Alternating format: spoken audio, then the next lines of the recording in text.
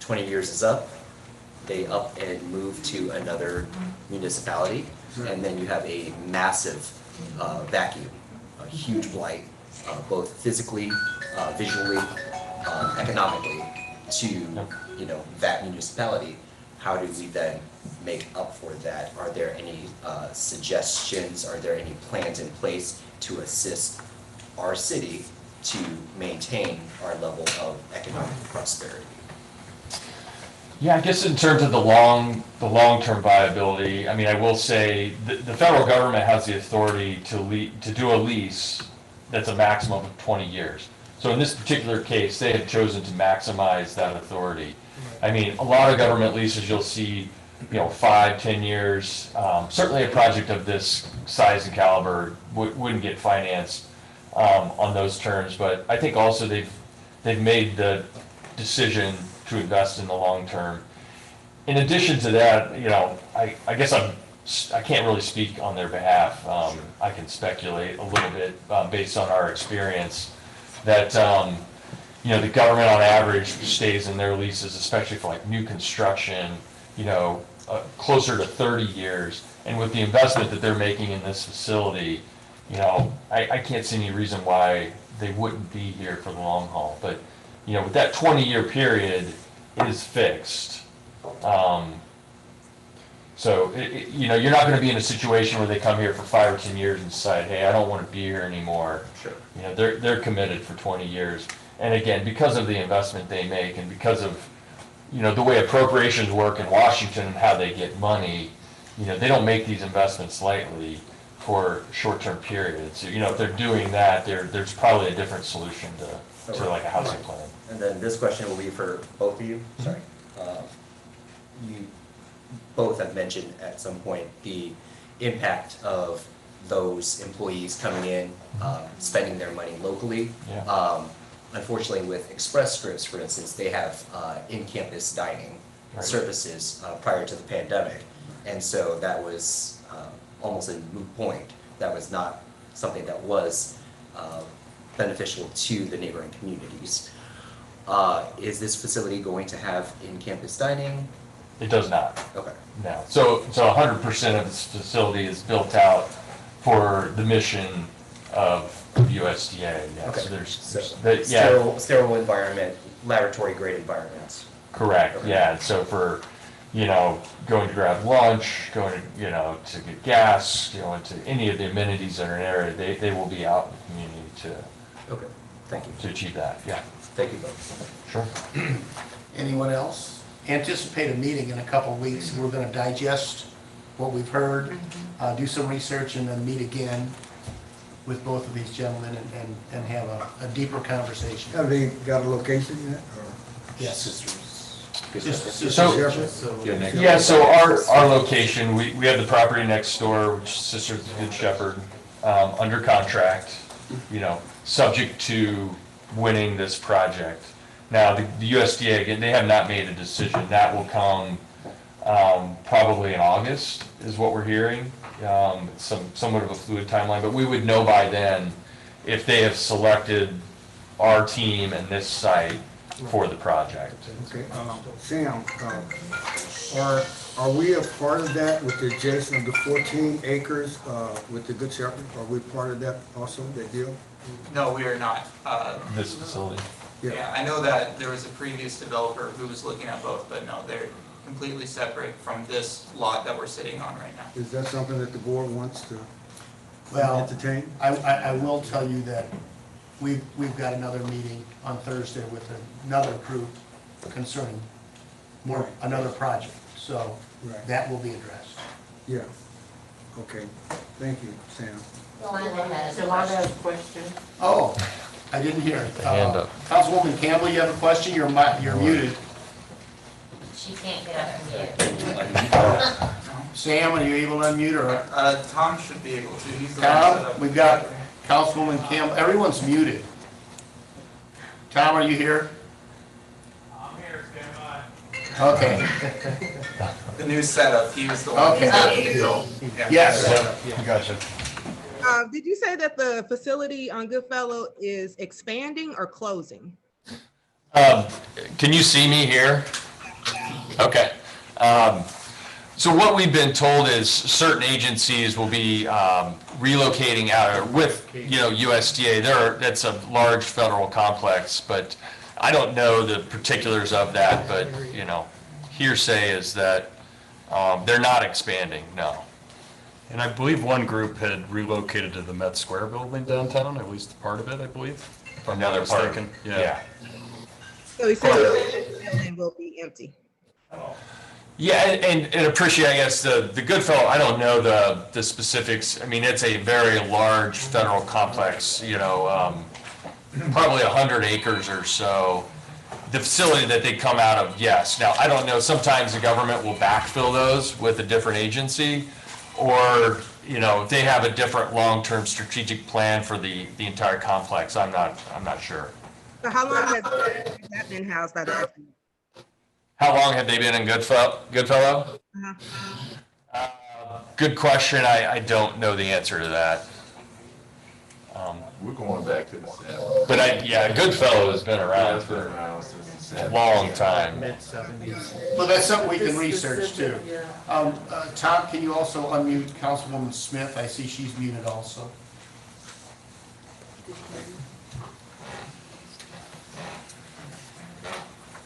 So is there any other questions?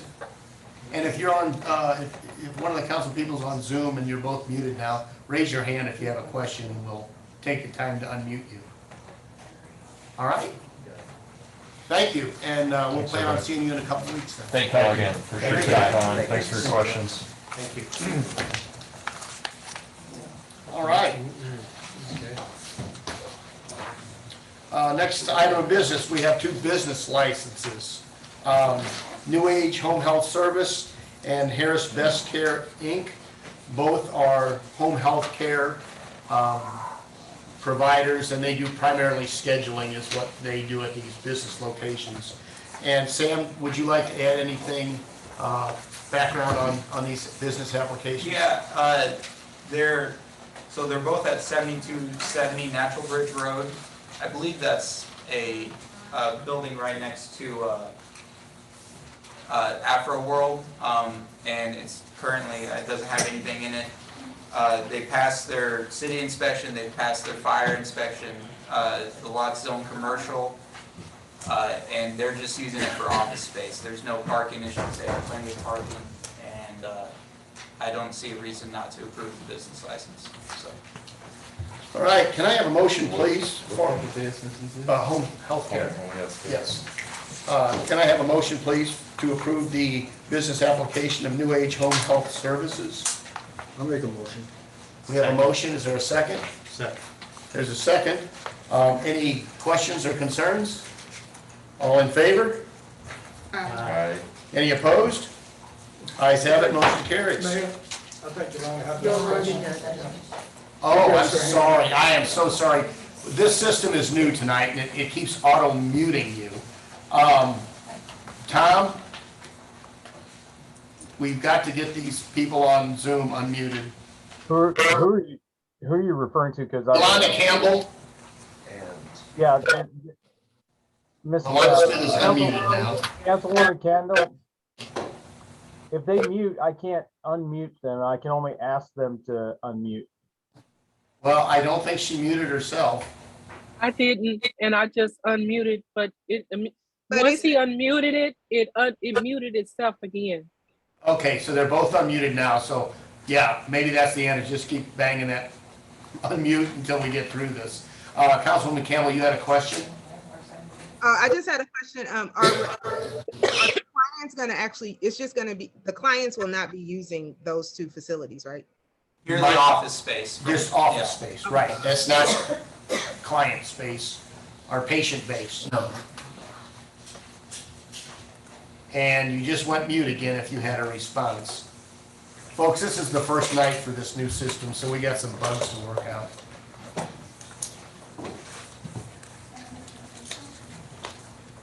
Councilwoman Campbell, are you satisfied? Do you have another question? Thank you. All right, the next one, can I have a motion, please, to approve the business application for Harris Best Care, Inc.? Is there a motion to approve? Where's the conversation that we can talk about this? After there's a first and a second. Okay.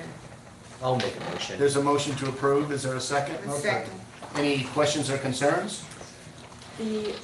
So previously, we were talking about our whole application was backwards. It was not thorough, it was not updated in previous meetings.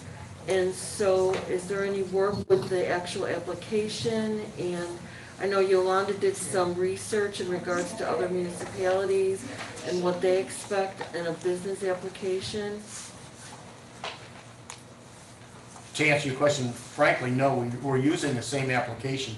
If there's additional information that you would like, Well, we've talked about this, I remember that it needed to be updated. There needed, and she gave examples of other municipalities having a more complete application. Is she unmuted? no, she's still muted. And so how can she not, how can she? Yeah, she's trying. Yeah, She's she's trying to got- unmute now. And really, I think you just have to keep unmuting yourself, Yolanda. No, I think I have to stay unmuted. Like, but, okay. So the conversation that Debbie is talking about, so when I was doing research, and this is something that, but we could do this at a later date. We talked about improving our applications so that it's not just one page. But I think this is a different conversation where businesses would actually have to submit like mission statements and like projections and things like that, a more thorough information about what is actually coming into our community. But that's something that I think we need to hold over to a workshop. Okay. Thank you. Well, and I'll speak to what we currently check for on the application. So we make sure that the building that they're moving into has been inspected by our city inspector, has been inspected by the fire department, and then they issue an occupancy limit. And then we check that if they have over 3 employees, that they have workman's comp and liability insurance. And we check that they don't have any tax due, which for a new business, that's not necessarily an issue. But for renewals, it's a no tax due letter. And then whenever they renew, we ask for their gross sales, and it's essentially the tax on the business. We ask what their gross sales are, and that calculates their business license fee. So, and then the other thing we check for is the zoning, making sure that it's consistent with the zoning. And in the zoning is also a bunch of other requirements, including the parking space and what type of business goes in there. So if we're looking to, and we can talk to Andy about this, if we're looking to control what businesses are moving in, the best tool to do that would probably be look at our zoning codes as opposed to the business license application. Because the application really just checks if they're consistent with the zoning codes. And that's my argument that it basically is a fair application. And like, if we're going to be a city that's moving forward with economic development, we want more information. That was my argument was it's a but I think that's something, like I said, once again, that needs to be addressed as a council in a workshop with everyone giving input. Thank you. And you're saying this building is next to Afro World? I believe that's correct. It looks like an old house. Oh, like I see, I know. Yeah. Yeah. I believe, is it accurate, we have a motion and a second? Yes. We have a motion and a second to approve the business application for Harris Best Care, Inc. All in favor? Aye. Opposed? Ayes have it, motion carries. All right, moving on. Report of officers. I don't have a lot here. I will tell you we're interviewing applicants for the position of city clerk this week. I anticipate making an appointment at the July meeting.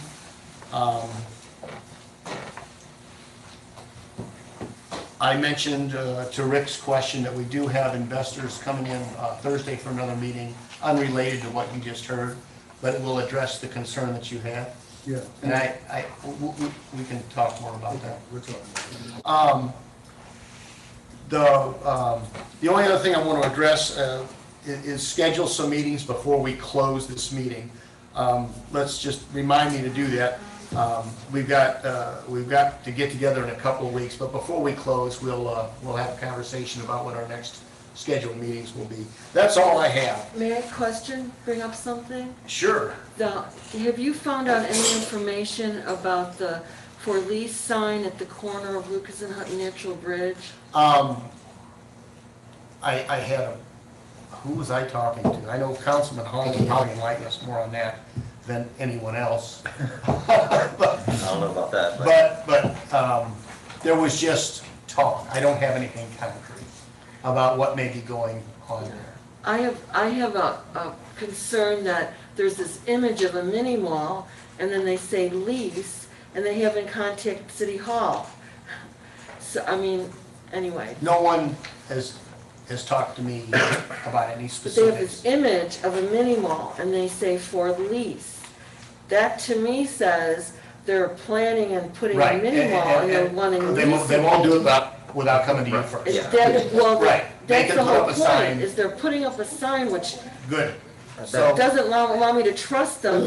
well, it's just they're advertising to attract investors. And I will try and reach out to them and see, because I think we have an interest in getting that empty lot, something on that empty lot. I mean, that's prime real estate, so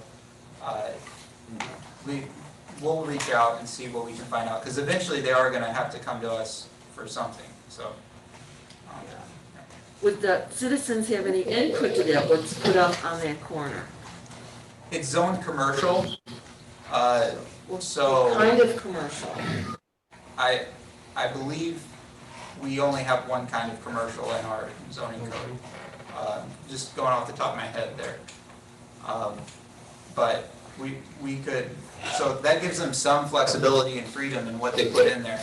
But generally, we will have some point of control at some point in the process. So, All right. Anyone else have any report from their wards, or you can continue if you Well, have something the else? funeral bill, number 2214, well, I guess we'll discuss that when it comes up? Yes. Okay.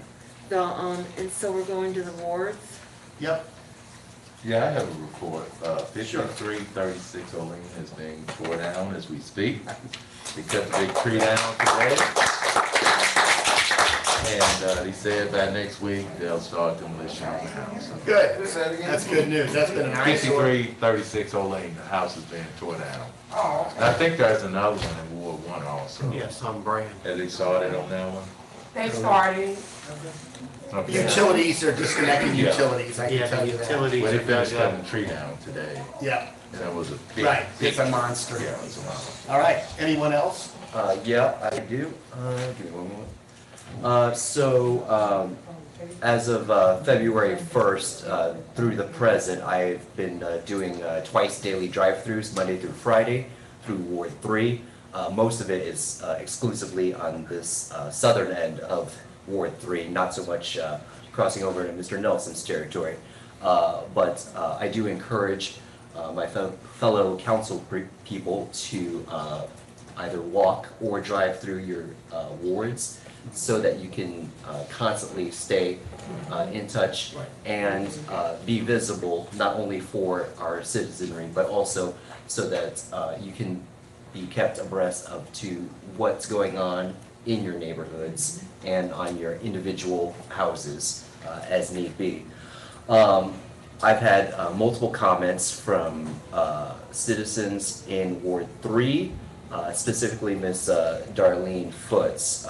She had emailed me a few days ago regarding landscaping and planting all along Natural Bridge, not limited to the circle or limited to the planters in the median, but also landscaping surrounding our walkways that are maintained by the city. If anyone else has any other concerns regarding landscaping that is within the purview of the city, please make sure you reach out to your appropriate council person so that we can relay that, collect that, and pass it on to Mr. Harris, for instance, and his team as when they are able to address those concerns. We have a lot of fish to fry right now, bigger fish to fry, but it is noted and it is being tracked. I believe many of our citizens having comments about waste management and their performance. I did early on, even before being elected to this position, help route comments to Mr. Joshua Johnson. If anybody needs his email address, it is jjohn114@wm.com. If you know a neighbor who has a handicap placard, again, Waste Management does have a valet service where they should, and they're supposed to, step out of their vehicle, get the bin, walk it all the way up to the truck itself, empty it, and return it to its designated place. So if anyone needs help with that, and ma'am, I'm sorry, if anyone needs help with that, getting into the specifics of what should be done correctly, again, please reach out to your appropriate council person so that we can help facilitate that. Thank you. I have a couple things. Go ahead, Steve. The first thing is Harchester Park entrance. Is there any way we can get someone to reattach that? That gate's open and there's been people parking on that, and that park has been closed for 10 years at least. That should be easy. Just to get a chain and put a padlock on it. Thank you. That's the first thing. The other thing is the Norwood Manor sign, corner of Ellington and Bermuda. It's about a 2 foot by 3 foot little wood sign, and it's been up for 45 years. And you mentioned it last meeting and nothing was done about it. Yeah, in the back it's coming off now. It's starting to look really, really rough. If we could do that, if we could check in and replacing that or fixing it, whatever. We could. I got one thing for the council. We have a night out coming up in August. If by chance we're interested in doing that again, that's something we need to think about and talk. I just wanted to throw it out. It used to do National Night Out and they hold the National Night Out with a pavilion. Now, I'm not saying we want to do that. That's something that we need to think about as a council and discuss it. Thank you. Appreciate it. Cleveland? I have something. Oh, go ahead. I have three things actually. The grass, this is for the new director for Public Works in regards to the grass cutting. Trying to get an idea of when the gentlemen are gonna come and cut the grass alongside on San Diego, when you're going up the hill, that grass that grows tall, it seems like portions were cut and other portions were not. So it looks kind of unkept in that area. And I know normally our gentlemen do usually cut that grass alongside the wall that separates Pasadena Park and San Diego, the street part of it. So if we can get someone to come over and, take care of that. Also the grass, does Normandy take care of the grass right there at the corner of Santa Monica across from that old Sinclair gas station? Normally our guys used to cut it, but as of right now, I have not seen any activity, and it is pretty high. Yeah, I can tell you it's we can get not ours. someone. They had been cutting a lot of property that's not ours, and that's one of them. Okay, and then also that gate at the old Sinclair gas station, I noticed that had been open and broken for a long period of time. Is there a time frame of when that gate that was usually used to close and lock the area up, if it's going to be repaired anytime soon? And I don't know the condition of it. It'll have to be assessed. It may be something. Okay. Okay. And then the last thing, activity. So reading in the meeting minutes, reading that there has been some criminal activity going on in Ward 1. I'm going to report that nothing actually has happened in Ward 2. However, I have been noticing that there are some activities where there's been young guys coming over here. I don't know if they're casing, but one walked up on me and my landscaper a few days ago while we were standing outside. And the strangest thing, he walked from the corner of San Diego, walked down the hill, walked down to the mid area of my street, crossed the street, taking his time, taking his phone in and out his jacket, just looking real suspicious, stood on the corner. A car that was parked at the end of San Diego came down the wrong way to pick him up. They turned around and looked at me and the landscaper. They act like they was getting ready to come down our street, but then ended up turning after they realized I ended up going in my garage. So I don't know if they figured that I had went and got, a gun or anything, because I stood on the side looking. And after that, they bagged back and decided to go up Santa Monica, which is the wrong way. So just noticing that activity, and once before that, I don't know who these people are, but please be careful.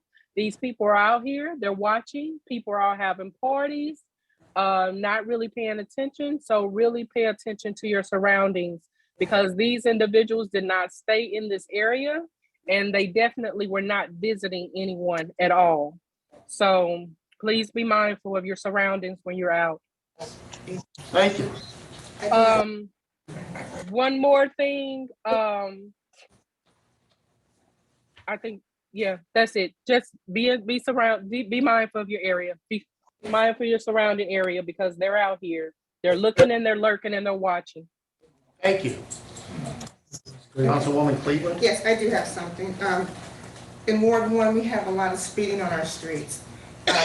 Speed bumps that need to be redone. They're going around speed bumps to other streets, so I would like to see speed bumps on, even on your street, on all streets in Ward 1. They zoom by, they bypass the speed bumps by going to a different street and going around the circle.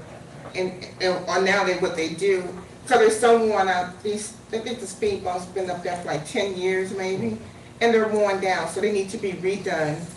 I would like to see more police officers patrol around Ward 1. It's getting only ridiculous around that way because we have a lot of activity over there. People are just, just criminal activity around there, so. Thank you. That's all. Okay, can I finish up? Sure. Okay, Ward 4 hasn't been reported. go ahead. No, you go. No, you go. No, you just said finished up there. We still don't. Councilman Nelson, go ahead. Things, piggybacking with Councilman Hong and Mrs. Brown, the waste management again. I've had several calls, conference calls with residents, Mrs. Scales, Mrs. Scales, Mayor, we spoke to her, Mrs. Harris, Mrs. Bell on Contour, who's handicapped and she cannot get her trash can to the street. And we just have problems continuing with the waste management. And I think that we need to give them maybe give them some kind of meeting together with them, because we on and on the same problems that we're having with them getting the trash, all the trash, just not parts of it. Well, I will tell you, we have had a meeting, we got another one coming up. Yes, can I be in that meeting? Yes. Yes, I'd like to be in that meeting because I constantly get calls, and just like Ms. Hong said, we walk our neighborhoods, we know our residents, and I really appreciate the way Hong campaigned, because he went out there and he met the residents, and they liked him. That's why he's sitting there. And I like him too, and I really appreciate it. Mayor, another thing I want to ask you, are we doing anything with the ARPA funds, with the COVID? Because Mr. Jones a couple months ago spoke about getting some assistance. And I don't know if we have a plan together to help our citizens with this out there. It's still happening out there. And like I said, we're a senior-led community, and we got to take care of our citizens, And I think that we still have some funds in the COVID ARPA money, and we just need to put a plan together, because I get calls about it all the time. Another thing, the fountain. I get calls about the fountain. We're a little late with the fountain up here on Natural Bridge. And I know, Mayor, we talked about that. Well, and I can address the fountain too. I've got an estimate, and it looks like it's approaching 10 grand to get it fixed. Okay. I've got that estimate. It's gonna go to the Economic Development Committee. Yeah, we got. And Natural hopefully Bridge. they'll approve that Is that repair. TIP? Is that the TIP? That's not TIP, it's Okay. different commission. Okay. And we have been operating outside our own ordinance with that commission. It's a 5-member commission. I thought I had the authority to appoint all 5 and just happened to be reading the ordinance. We have not done it right since it started. Okay. School board's supposed to appoint 1, and the St. Louis County Council is supposed to put 1 member on, and that'll finish our commission. So we've got our 3 appointed. I understood it, two from the school board. Yes. Are you and reading TIF, or are you reading? TIF. No, this is not TIF. Oh. Economic Development. Oh, I'm sorry. Yeah. And there's what, 50,000 a year goes into that? Well, I will throw a number out there. I can't guarantee its accuracy. I think we've got about 150 grand in that account. Yeah, and So we've got some money to make some repairs along Natural Bridge. Along with the, getting the Christmas lights down before Christmas? Well, and that's another one. That's another call I made today. Yeah. We were gonna rent a machine, the one they had to rent, I would've had to shut down Natural Bridge, and I wasn't gonna do that without notice. Mr. We're Harris? really close to getting that back, but Okay. Mr. Harris? he'll give us a report when he stands up to give us a report. He'll let us know what's going on. I just want to thank with the you, bucket. one of our residents, Mr. Bates, I want to thank you for the stump over here on Augusta and Florissant. You removed that stump, right? Yes, sir. Okay, and he just wanted to let you know that don't stop doing what you're doing over there.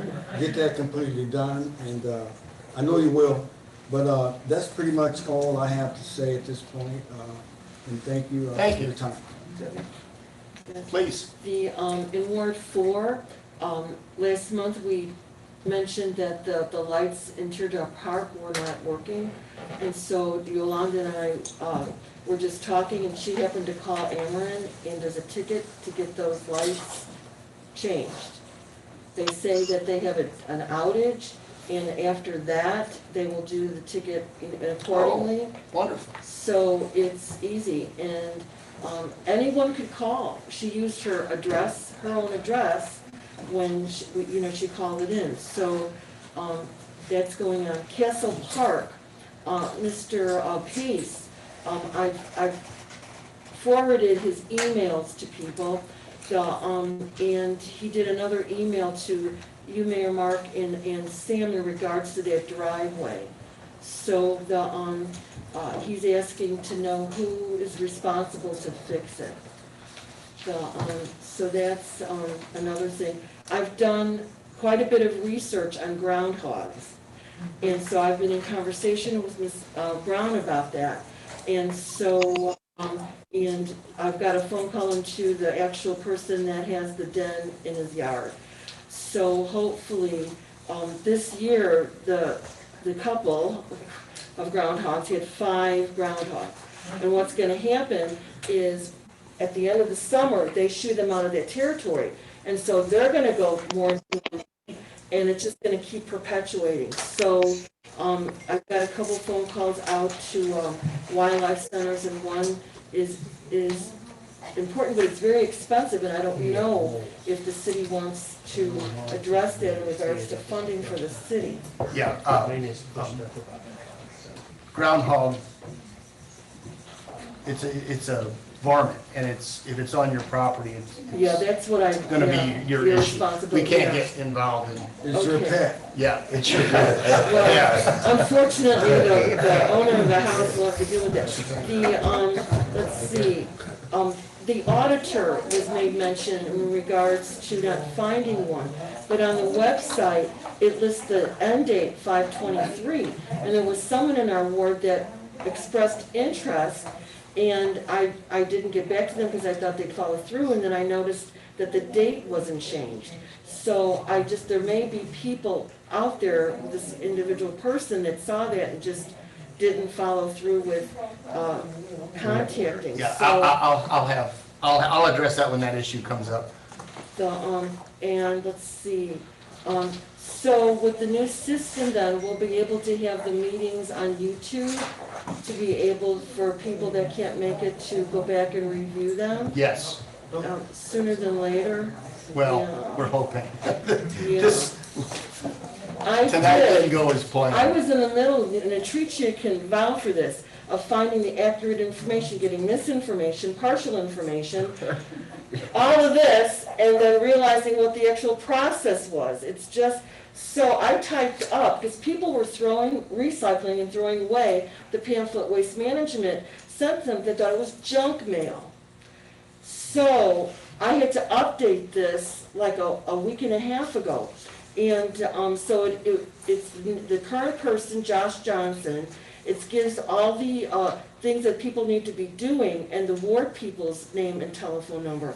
And so, yeah, that's important to get out to people, and hopefully sooner than later there'll be a city newsletter we can update this information for people. The park board, this is going to park board. Next Tuesday is the monthly meeting, June 14th at 6:30 here. So Sam, it needs to be put on the website. The let's see. Is that 6:30? 6:30. That it would be really helpful as a council person if there could be shot out at the end of the week, bullet points. This is what happened at City Hall, just bullet points, you know, so that we're just kind of aware of the development with Good Shepherd, you know, the weekly things that are happening. It doesn't have to be long, it doesn't have to be wordy, but I think it just would be helpful, just like we get the police reports daily. You know, it's helpful. It keeps us in the mix. You know, if we have any questions, we could call. I just would highly recommend to consider that. An example, you know, would have been when the meeting with the YUMSL about the economic development and the beddings, you know, it's like, oh my goodness, so we just spent the whole day with MDC going around, and then there was this meeting the week after, and no one knew anything about it, you know. It would just be really helpful. Sam, did you make any progress on our options for opting in for text messaging updates, or? Well, and I can answer that. So currently exploring the service, and then we're also in the process of making some changes to our website. And part of one of the changes is text messaging through the website, where people can go on, and it's basically the service that we were looking at, but it's already included with one of the website that we already paid for. Okay, that way it's tied into each other. Okay. Thank you. Thank Hey, you. Mayor, can I just say one other thing, Okay. just to get it on record? When Waste Management started a trial basis for a 3 months period, they had they had a driver and 2 workers, and they did a good job. As soon as they signed the contract, you get one driver, 1 worker, meaning the driver who's driving is the worker. So I saw one person, and I saw him not want to do that job. What happened when you were trying to get the job? You'll be invited to that meeting. Yeah, I gotta be at All that right. meeting. Let's move on. I just want to say that. I have a word for it. I think. Hello, can you hear me? Yes. I wanted to thank all the volunteers that came for the community cleanup in May. We had 16 volunteers that came to help clean up Natural Bridge, and the Circle and council people that came out and took their Saturday for 4 hours to clean up the Circle, Hosel Park, and all along Natural Bridge. So it was a great success. We do need volunteers. I know David was talking about the planters and everything. We need volunteers.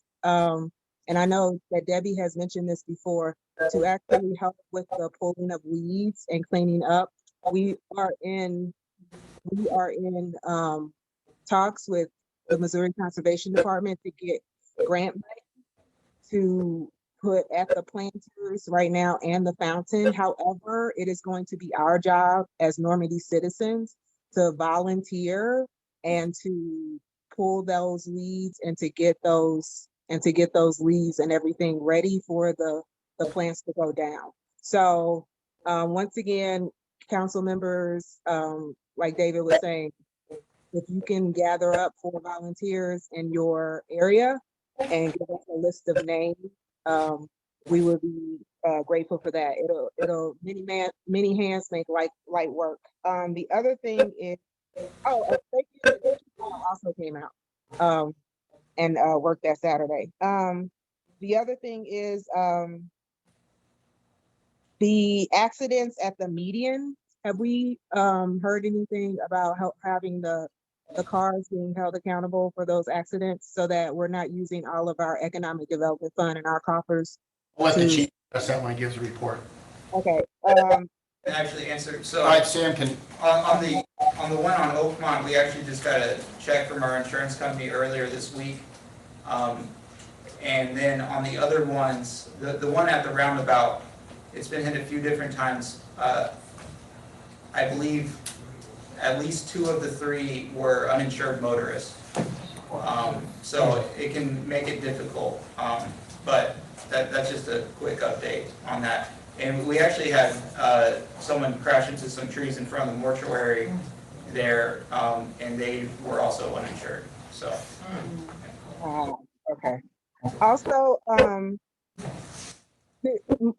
Mayor Beckman, do you actually have the number for Josh Johnson? Because there was a number given to me by him for area, but that person no longer is the supervisor for the area, and I gave it out to our residents. So Daryl, you know Daryl? Yeah, he's not the supervisor for waste management for our area, and when we have an issue. Him 2 days ago. Yeah, I've got the number for Josh Johnson. Yeah. Okay. Do you want it? Mm-hmm. It's 314-399-6003. Okay.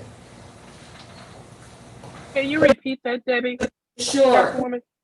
314-399-6003. And their 800 number is wrong also. Okay, let's move on. In the interest of time, we're an hour and a half into the meeting, and we've got just a lot of business to get through.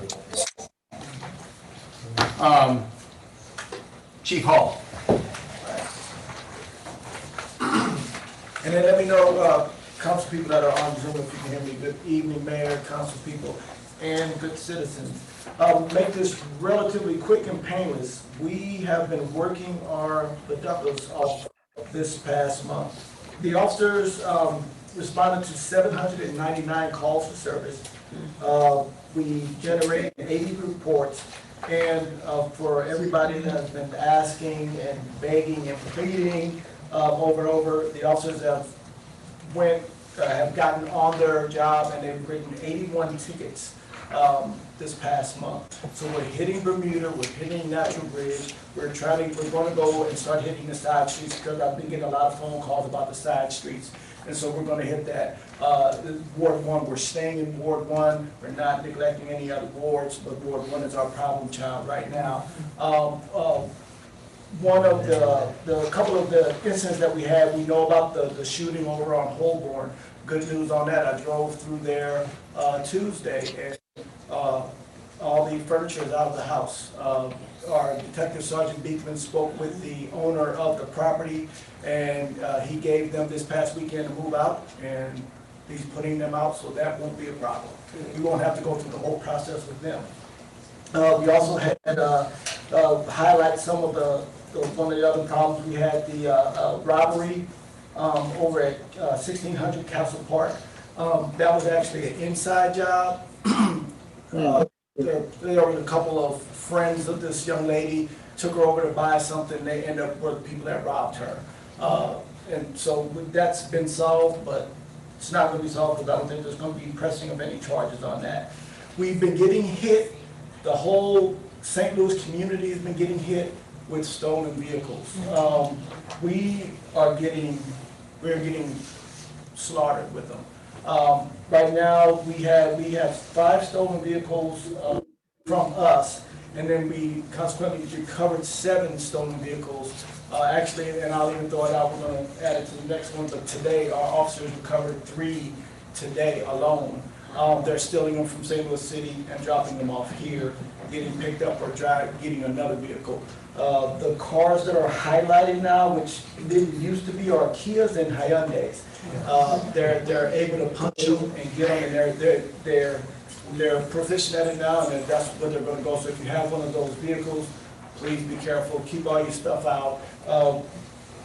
Along with those vehicles, people, I don't know why, but you have to stop leaving, if you have a weapon, if you have a handgun, stop leaving it in your vehicle. It's not gonna do you any good in the vehicle, and it's gonna get in the hands of these kids, and we've been getting a lot of stolen handguns out of vehicles recently. So if you can take your weapon in the house, secure the weapon, that would help us out a lot. We got Holborn, and also in regards to the shooting, there's just been an uptick. Like everybody's dealing with the shootings now. And I don't know if I told you, it was last month. I didn't do the report because I wasn't here, but we did that one day after I think the council meeting. Officers got calls for shots fired, and they ended up catching a 12-year-old and a 15-year-old. I don't know if I gave you guys that information. And they were the ones with the guns, and apparently were the ones shooting in the air. Not at anyone, but that's just what we're dealing with right now. I think that's the trend, and we're going to try to put a cap on it, but it is the summer. I want to address a couple of things here. We are looking at a trail patrol. We're excited about that. But we're looking for a trail patrol because that's where we get a lot of shots fired calls from, and it's between us and Ferguson. So I'm going to get with the chief over there, and we're going to try to tag team that and get officers in that area as much as possible. The jumping fences, if they're jumping the fences, call us. Councilwoman Smith, if you see that person, call us. I've been watching. Okay, we will make contact with them. We like to meet people. As far as the Councilwoman Campbell, the accident reports, we're doing them, and that's what we are finding. Like Sam said, we're finding that these people don't have insurance, unfortunately, when they hit our circle.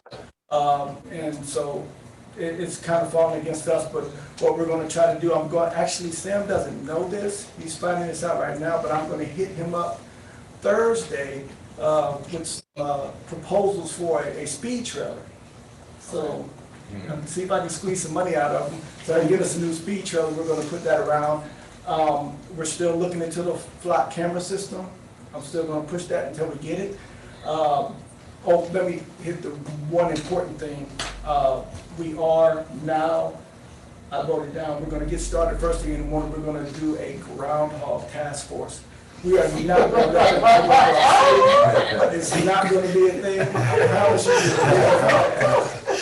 We'll show you where they're at.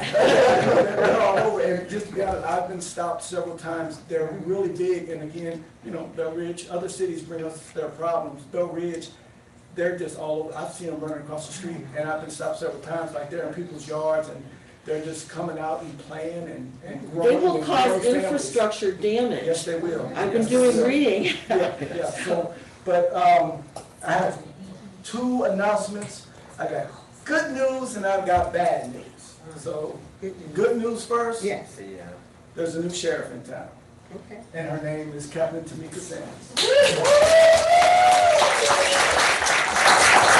Went through a new but a vigorous process, and so she was validated and chosen and appointed as the captain of the Normandy Police Department, along with being the assistant chief of police. So I'll be passing a whole lot of things to her now that she's here and she's ready to do it. Full confidence in her. She knows Normandy. She loves Normandy. You guys know that. She knows more than I know about everything around here. So I've been leaning on her since I got here, and I will continue to do so. Sad news, we have a wonderful officer, Lieutenant Keith George. He's calling it quits after 23 years. Friday is his last day. So we're actually going to, he doesn't know this, and I hope he's not on Zoom. We're gonna do like a little luncheon thing for him on Thursday. So that's gonna be between 11 and 1, if you guys wanna come up. Yes, sir.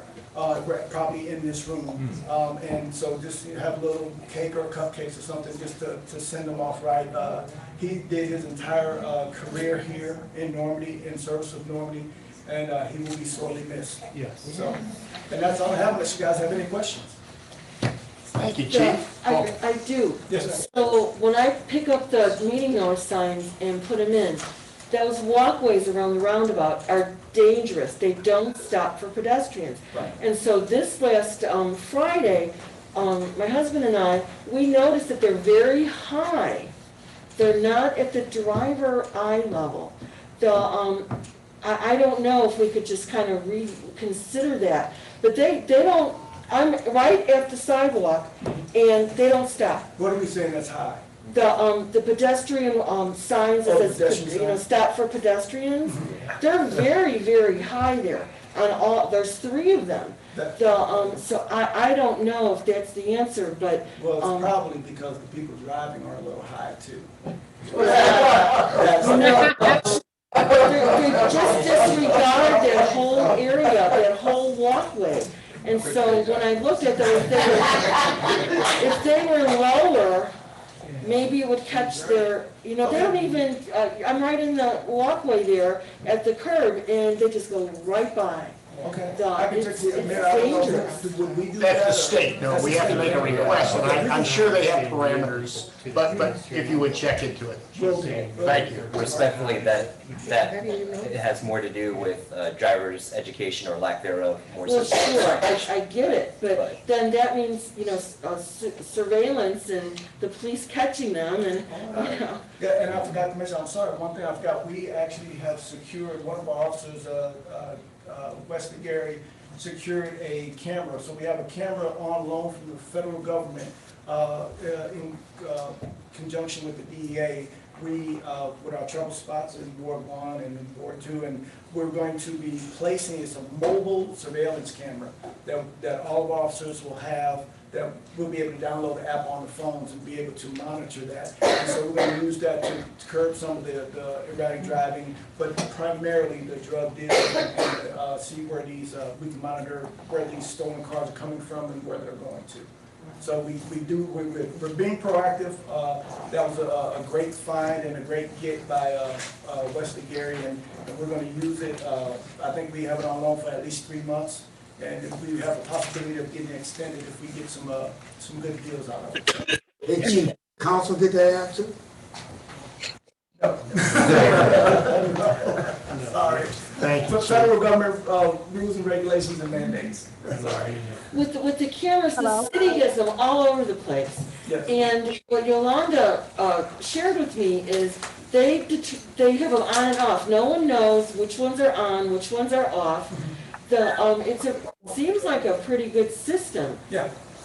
And why can't we have some? It's just the cost. It's just the cost. It's $2,500 for each camera to put in, and then there's a $250 a year maintenance fee on each one.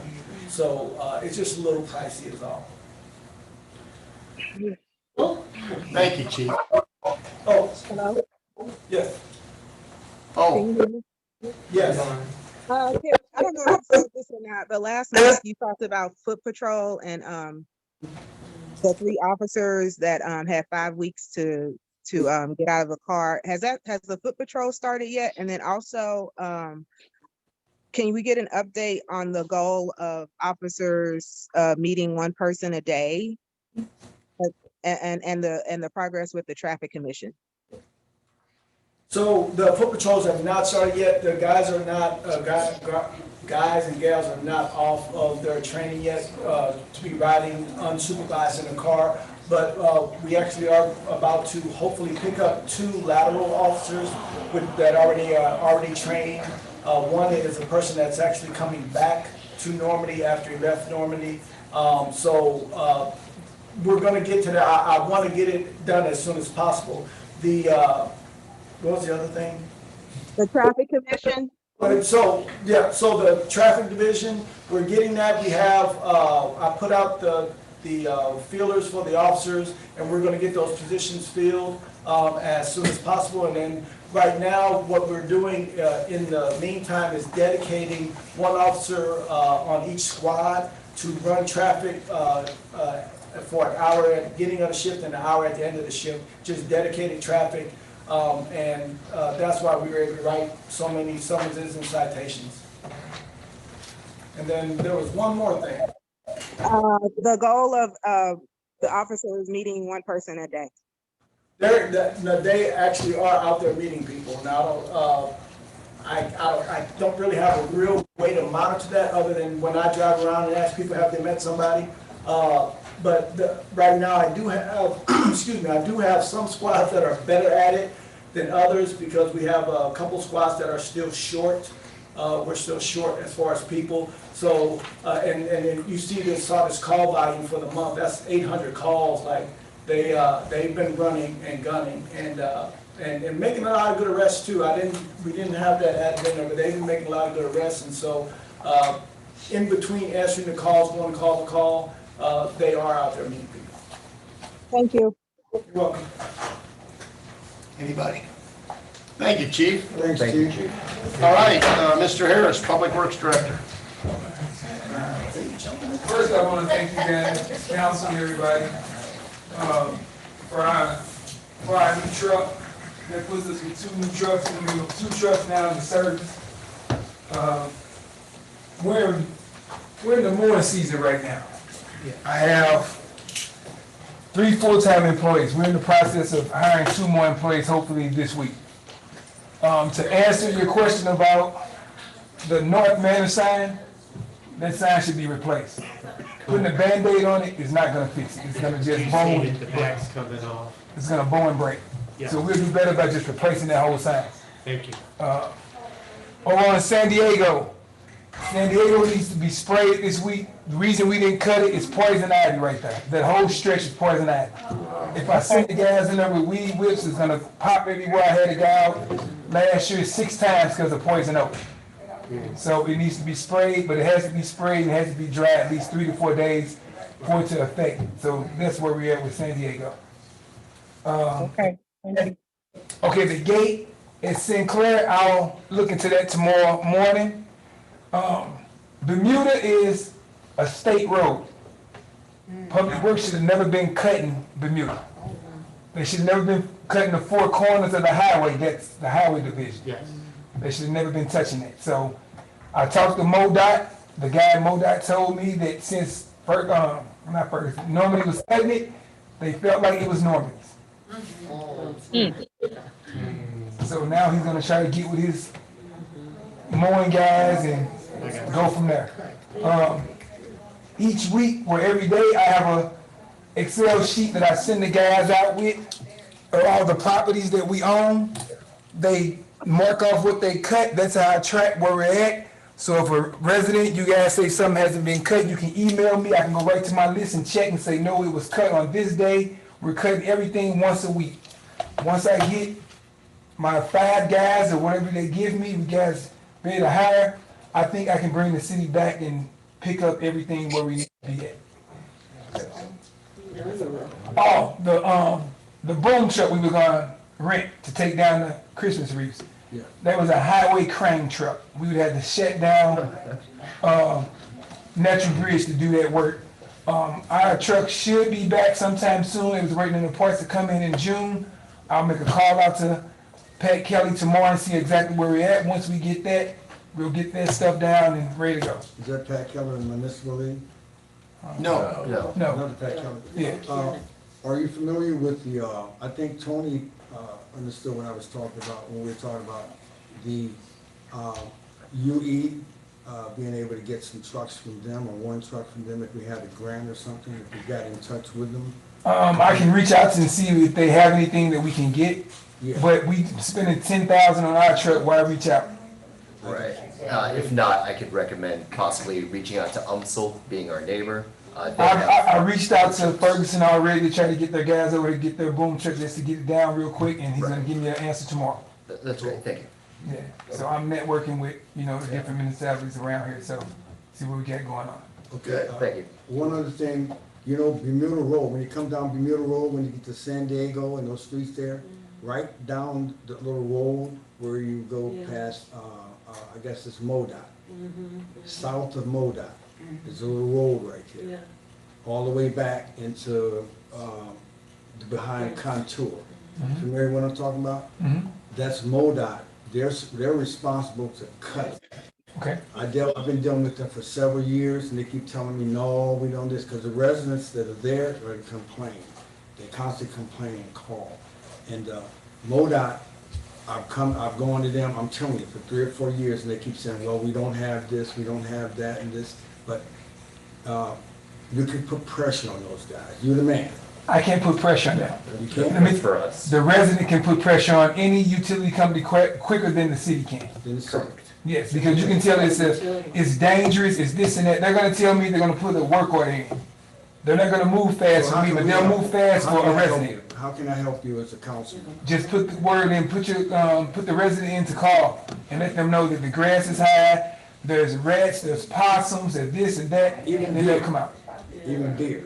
Yeah, they'll come out. But if I call, they're gonna say they're gonna put a work order in. That's all they're gonna do for Never me. get to. Okay. On the entrance. Yeah, because I've been calling too. I'll put a gate on there. I'm gonna put a chain on there Just for put you. a chain on there with the lock. No problem, I'll do that Thank tomorrow. Councilwoman Smith, you have a question? Yes, Yeah, two things. So just to piggyback regarding that cutting, because I have been calling the gentleman about cutting these trees over here by the highway that's right over here off San Bernardino. We Right. do have a wall that separates. However, they used to come over here and trim these trees down. And they haven't been doing it, and they are terrible. So I know what you mean. I've been calling, getting on his nerves to have him to come over here and trim these trees. But another thing I want to ask you, can I put in a request? I had asked Regina at the time, and they were working on signage, new signage for these streets, like the no parking on this side of the street. A lot of these signs need to be replaced because they're old and faded out. And they was working on getting those signage replaced. We've been having a lot of issues with people driving down Santa Monica and they're parking on the wrong side of the street, which blocks us coming down because it is a one-way. And the first thing they say, oh, well, I didn't see that we couldn't park on this side of the street. Duh. But if we can possibly get more signage put up alongside Santa Monica, not so much as the other streets, because I know down at the dead end of Santa Monica, most of them stay down there. But the main street that we have to come down and the street that we have to come up, people should not be parking on the wrong side of the street, blocking people from getting through. could you email me that so I can have it and I can put it on the calendar? I sure can. That's anybody want to email me? Yes, can we have your name, please? Since you've had this election, you no longer put the names of the people that hold these offices. We don't know how to get in touch with anybody. We don't know what you're talking about half the time. The gentleman stood up there for an hour. You're out of order. Please, I don't mean to be disrespectful. Yes, you do. No, I don't. This. Can't, ma'am, sorry. Chris Harris. What's your email? My email is charris@cityofnormandy.gov. I answer back, give me a minute or two. I'll go out and check whatever needs to be done. But like I said, we're in the process of hiring 2 guys this week, and that'll be up to 5 guys, and I think we can bring the city back. Ask Tony, I got his skills back there. Well, Chris? Yes. What can we do for you? How are you doing? I'm great. You good? Yeah, it's just work. Okay. That's it. Not allergic. It's just work. No. Yeah. So Thank you. we're gonna get Thank you, some Chris. workers for you. Yeah, and I appreciate that. Thank you, Thank you, sir. Chris. All right, thank you. All right, Charles, city treasurer. CP. How long have you been doing the job? Oh, so you were doing it before, right? No, I was at the CEO. Folks, please direct your questions to our office Monday through Friday, 8 a.m. to 5 p.m. Please, again, we're not trying to be disrespectful. There's an order of operations we have to maintain. Mayor, council, and citizens, thank you for having me this evening. As you had received, there were summary reports from the finance director, Angela Dorn. That came between the months of October 21 through February of 22. In the interest of time, I would like to go ahead and just kind of go over the reports from December, which would summarize the first quarter of this fiscal year, as well as the month of February, which will go up to the first 5 months of the fiscal year. So for the report for December of 2021, we happen to have a total income of about $990,000 in comparison to expenditures of $1.25 million. That results in a net deficit for the first 3 months of about $258,000. So I will say that looking at the first 3 months, October, November, and December, all 3 of those months experienced a deficit of at least $76,000 to come to this total amount of $258,000. The general fund balance summary in Part B on the December report. The general fund unrestricted cash balance as of December 31, 1.36 million. Then you have the general fund board designated funds from the cell towers of $768,000 and the unearned revenue from the ARPA funds of $488,000.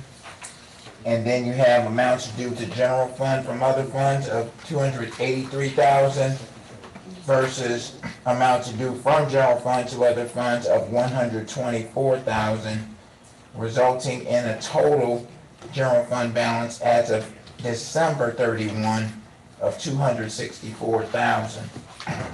Now, I would say that for the months of October and November, that balance was above $400,000. So we did happen to have an increase in the amounts due from general funds to other funds to bring that amount down. And then you also had a decrease in the unrestricted cash balance, which was well over 1.4 million on both of those reports, to have this total go from above 400,000 to 263 at December 31. So, you won't have any questions if anybody has questions now, or just Go through each month and then we'll open okay. up for questions. Okay, so for the income section on the December report, again, there was a total of $989,000 in comparison to the annual budget amount of $3.9 million. So it currently reflects the amount of budget remaining at 74.7%, and that is favorable in that the first quarter only reflects 25% of what was expected. So that amount is 25.3% that has been earned so far. So that's slightly over budget, which is a good thing. For section D, expenditure by department, general fund. Again, looking at the percentage of the budget remaining, it would be favorable if the amounts were above 75%. However, we do happen to have 3 of the categories that were reflected below 75% as of December. Those were the City Hall, which were at 38.8%, police, which was at 60.2%, and the court, which was at 33.3%. So again, the goal at this time was to only have 25% spent at this time. But City Hall, police, and court respectively are 61.2, 30.8, and 66.7% of the budget as of December. But overall expenditures are somewhat in line. 31.4% of what has been expected to be spent has been spent as of December, but again, it's slightly above the 25% overall. Okay, so that's the summary for the month of December. Any questions on that? Thank you. Okay. We'll go to the month of February real quick. And again, this is the most recent amount that we have thus far that's been compiled. So we're not too far behind. We should be at this point looking at the month of April normally. But so we're only a couple of months behind this time. So hopefully we'll be caught up by the next meeting. So again, for A, summary of income statement, total income 1.59 million, comparison to total expenditures 1.796 million, resulting in a net deficit of $205,000. So over the last 2 months, there has been a net income resulting in about maybe $10,000, which is taken away from the deficit. So we have done a bit better in that regard. I'm sorry, I take that back. 50,000. Yeah, I was looking at January. My apologies, Mayor. So yes, looking at December in comparison to February, yes, the increase has been about $54,000. So yes. So for B, summary of general fund balance. So the unrestricted cash balance as of February 28th is 1.43 million, which is up about 62,000 from December. The general fund board designated as of February 28th is still the same at 768,000. The unearned revenue from ARPA is also the same at 488,000. The amounts due to general fund from other funds is at 283,000, slightly less than at December, about $350. And then the amounts due from general fund to other funds is at 165,000, which is about a $40,000 increase. So the total overall general fund balance comes to about 295,000, which is about $32,000 increase on that. So for income, section C, the total general fund income again, 1.59 million compared to the annual budget of 3.9 million. That shows we're at 59.3% remaining, which is the equivalent of 40.7% earned for the year. The estimate of what 5 months of the budget year would be is 41.67. So it's slightly below the expected amount as of February, but not too far under. And again, when you're looking at expenditures by department in section D, again, you're wanting to see what items are going to be below the 58% 8.3%. As far as the ones that are kind of overperforming as spending more than it should at this point. And again, it's the same three as was noted in December: the city hall, the police, and the court. But overall, the expenditures are at 45.2%, which is slightly above the 41.67 estimate for 5 months. Okay. Any questions? And I would like to add a note to that. So on the city hall, police, court things that are overspending, on the police and courts, part of their budgets are shared with contracts, which you see is at 88%. And so I think part of that is a discussion I need to have with Angela. I don't think it's being shared equally. So, I don't know why it was budgeted that way. It was done before I got here, but they had it to where the contract for the police departments and the police department were separate.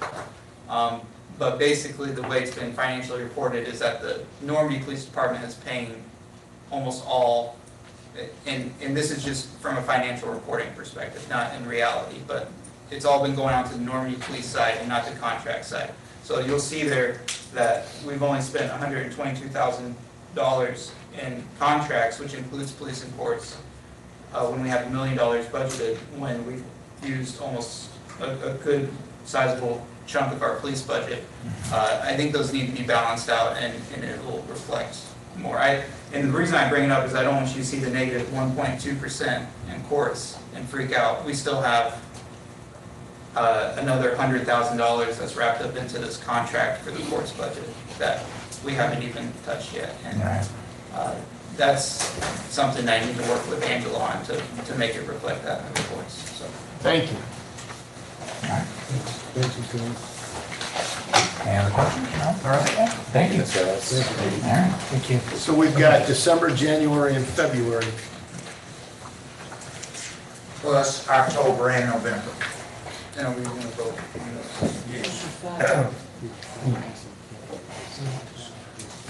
So Mayor, I propose if you could to approve October through February. Well, if no one had any questions, I'm assuming they had no issues, so I'll try to get a motion for all 5 months unless we don't get a motion in a second and people want to do them individually. Can I have a motion, please, to approve the financial reports from October through February? So moved. We have a motion. Is there a second? A second. All in favor? Any opposed? I oppose. Ayes have it, motion carries. All right, thank you, Charles. All right, moving on, Sam, City Administrator.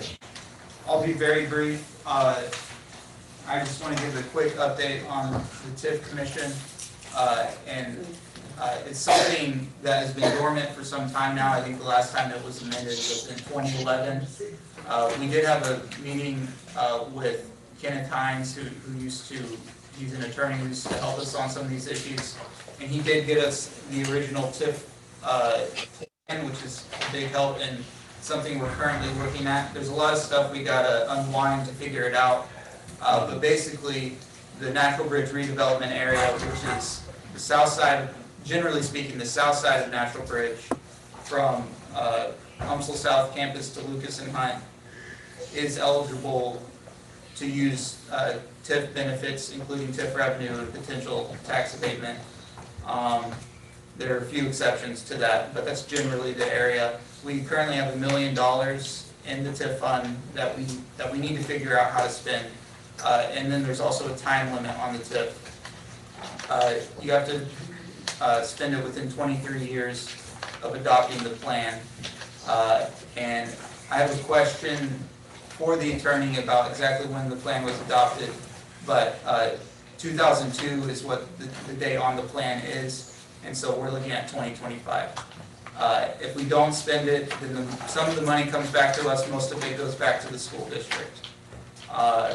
And then So we do have an incentive to spend this money and carry out the plan that we set out, that we said we were gonna do in 2002. And some of you, most of you have lived in this community a long time, you're familiar with some of the history there, but it's something we're actively working on, getting back going, and I would just, we'll be talking about it more as we get things sorted out. And then also, I know the mayor talked about a June meeting, and we need to have a workshop soon to talk about some vision and mission statement type items, as well as get you guys started on the budgeting process. So stay tuned for that, and we'll work on scheduling those meetings and getting proper notice, but sooner rather than later. And that's all I have for my report. Sam, can I ask you a question? Yeah. Could you give me an outline on the boundary of TIF on natural bridge? I can give you a document after the meeting. It might be easier, but generally, it's the south side of Natural Bridge. There's a few exceptions from South Campus to Lucas and High. There are some on the north side as well, but once you get past Florissant Road, it's mostly just the south side. Okay, yeah, just want to get just to see that. Yeah, I think the board needs to. I didn't have a map before, but since we met with the attorney, I now have a proper map. The board needs to know that. Yeah. Appreciate that. Thank you, Sam. Anybody else have a question? Need to look at the people to make sure they're not raising their hand at me. Okay, next order of business, we're going to old business. Section A, Council Bill 2211, a second reading. This is by title an ordinance of the City of Normandy, Missouri, promulgating the rules of attendance for elected officials at regularly set council board meetings and establishing the penalties for violations thereof. Do I have a motion to approve Bill 22-11? I'll make a motion. We have a motion. Is there a second? Second. We have a second. Any questions, concerns, comments? We discussed this at length the last meeting. I think everybody's on the same page with this. And I do want to know, I know you all have reviewed your council packet. It has changed since the first reading in the ways that we have discussed. It is, if you don't show up to the regular meeting, you don't get your salary for that month. And the other provisions regarding losing the voting rights have been dropped. Yeah. You know, so when I've read, it said the first Tuesday of the month, but there's times like during election, we have a different. Right. And if a meeting is canceled and then we have to reschedule, it doesn't, you won't be penalized for that. Because people put schedules together many, many months in advance. And if we vote to change a meeting and you have scheduled a vacation for that week, you're not gonna be penalized for that. I need to ask a question. Sure. Some of the residents that spoke about this, and they want to know why weren't they involved in this, because they're the ones who voted for the elected officials. So they want to know how they can be involved in this. Well, here's how residents can be involved in the ordinance process. We have a first reading for that reason. That's why we don't have two readings at the same meeting. We have a first reading, and then the residents can come up at the next meeting and voice their opinion and concerns. I understand what you're saying. What I'm saying is, when the bill was presented by one of the board members, the residents should have been letting them know then that this was going to occur. And that's what they were talking about. Why weren't we known? You know, why did That is how they know. You You have a first reading, that's how they know. And then at this meeting, they can come and say, I know, but this stinks. Well, they were saying that, during the campaign, people were going to them.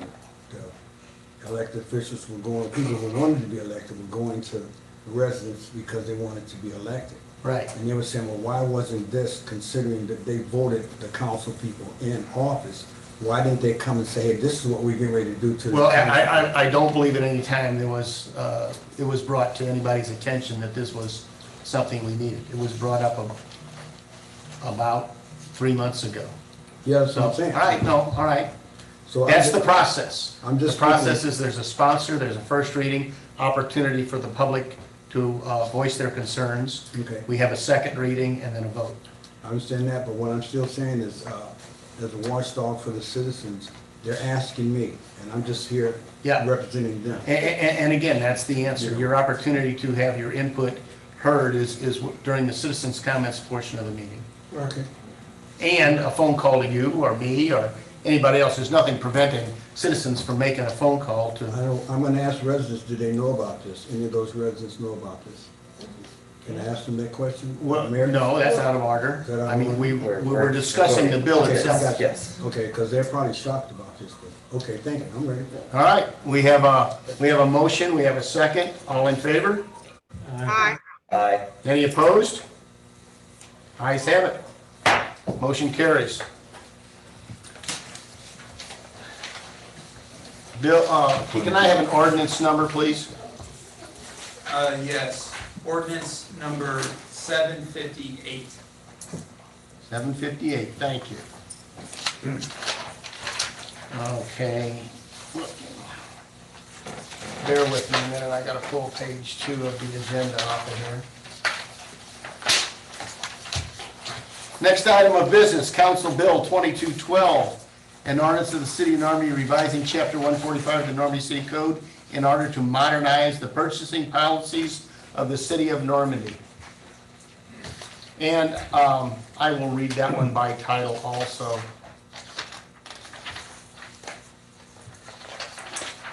Bill 2212, an ordinance of the City of Normandy, Missouri, repealing, amending, and revising previously adopted sections of Chapter 145 of the Normandy City Code in order to modernize the purchasing policies of the City of Normandy. Is there a motion to adopt Bill 2212? Motion. We have a motion. Is there a second? Second. We have a second. Questions, concerns, comments? I have a motion that I wanted to place, a motion to amend. The reason why is because on May 3rd, when this particular bill was brought, I had a lengthy list of questions, and I was told that only the numbers were going to be changed, but I think there were some parts that were also changed. But that workshop never happened. So the policy that the purchase order policy, I believe it needs to be held over to a workshop just to give more time for a suitable conversation. I've done research, and I would like to be able to have other council members also do research about purchase order policies. Also because in past administrations, we have done things kind of quickly and without the transparency and knowledge of like having the input of all the council members and also all of the citizens seeing us work towards actually doing something correctly.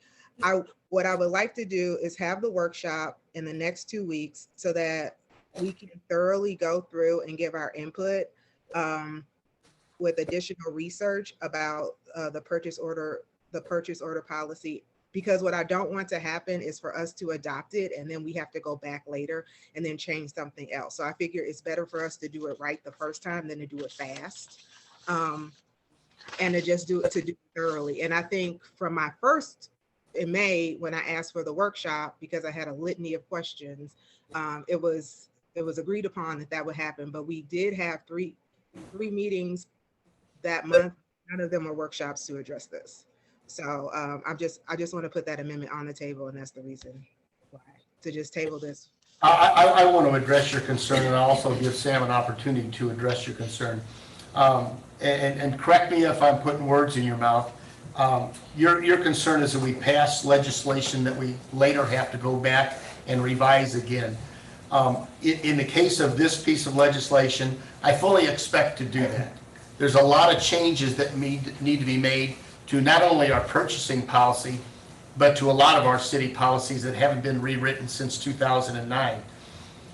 What this one will do in the immediate help we'll get from this is it's almost impossible to get the bids that are required by our ordinance.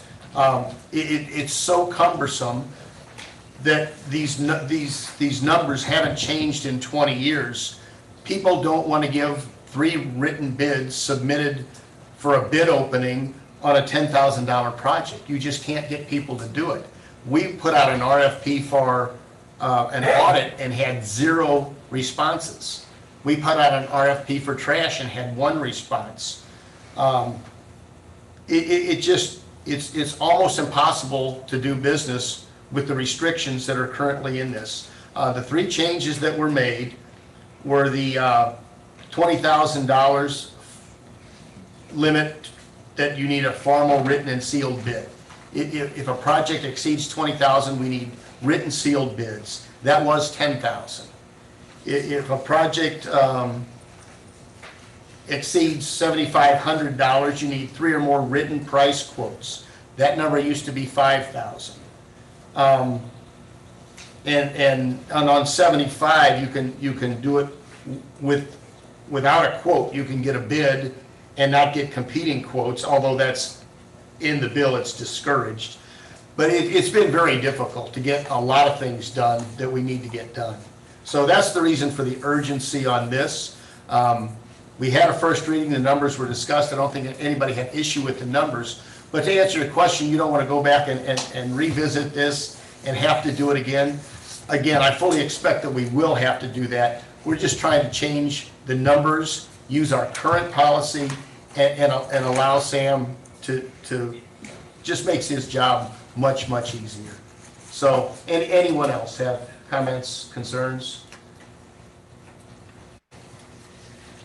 So what you're saying is that if there's needing to be an added section such as environmental safe practice, certified or bonded, an ethics component, are we going to be able to deal with recycled material versus? We can change this ordinance to anything the council chooses to change it to. What this does is a quick fix. It is in fact a Band-Aid that Councilwoman Campbell suggested. It's a Band-Aid, but it's a Band-Aid that we need to put on, I believe, right now. I'll let Sam elaborate if he chooses to do so. Right, and there's definitely things that are out of date in the policy that we didn't choose to fix, or haven't addressed in this current change. I mean, it talks about triplicate paper, which we can now do with, PDFs and saving them and all of that, and we have done. I don't think anyone's going to fight us over using the technology, but it changes the dollar amounts, as the mayor said, and the goal is not to try and sneak anything past here. It does allow for using state contracts, which you can go to a state contract board and you can see what's on there. We've already used it to buy some police vehicles, and then it also allows us to use other people's bidding processes, like UMSL, or like, let's say, St. Louis County has a bid that they went through a rigorous bidding process. It allows us to piggyback off there upon council approval. The other thing it does is it establishes a purchase order limit. It's not really clear what the purchase order limit is in the current policy. It's a bit ambiguous. So the assumption is that unless you're spending it out of petty cash, it has to have a purchase order. Well, that means anything $51 or more, we have to get 2 signatures on for a purchase order. It's a nightmare. This establishes at 300, which is a very low purchase order threshold. I do want to go through and change this policy, but I agree with what the mayor said. We can start a bill process and start a conversation for Bill 2217 at the July meeting, but this, and they can go over the same code. There's nothing saying you can't go back and change the code for so long. So I think this is pressing. So. I'd like to hear if Yolanda's questions have been answered, or some of them. No, but I put an I put a motion on the floor to amend, so if it doesn't pass, then I'll ask my questions at that. State your amendment. So I wanted to make an amendment to hold the ordinance over to a workshop to be held within 2 weeks. That's a motion to table. Motion to table? Yes, you may. Motion to table. Okay, we have a motion to table. Is there a second? I second it. There's a second. All in favor? Aye. Aye. Aye. All opposed? Motion's tabled. Are the bills tabled till? Can we add that to the meetings that you said you were going to talk to us about at the end of the? Absolutely. Yeah. Okay. New business. Oh, no, we still got old business. Discussion of an audit. As I mentioned before, we put out an RFP for an audit. We've got zero response. I've called numerous times to Hochschild Bloom, which is where Michelle Graham works. The council, before most of us were here, in November of 2020, paid $11,519 to this firm for an audit. We didn't get an audit. We got very little because there was some issues with the records and the books, so we were never able to do that. But they're still holding $11,500 of ours, so I'm trying to get them to give me some kind of response as to how we can put that money to work on an audit. Now, with that said, 2019 to 21, it's getting old. It's just getting old. What I can suggest is this: we hire Angela to do a comprehensive, and tell me if I'm using the wrong word, but a year-end comprehensive report versus an audit. Can you help me, Charles? It's referred to now as an annual comprehensive financial report. And can you tell us how that differs from an audit? Well, it actually is the main report that results from the audit. So, but there would be a conflict of interest with having the same firm that, creates the book, so to speak, and does the audit as well. Well, and it does not have to be Angela's firm. We can find one. It would be considerably cheaper than an audit. But while I agree that is a potential conflict, they have done it in years past.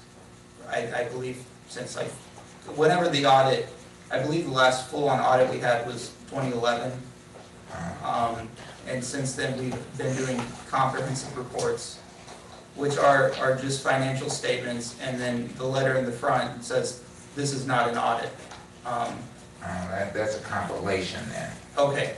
That's a compilation. I apologize. So yeah. So you have a compilation, you have a review, and then you have an audit.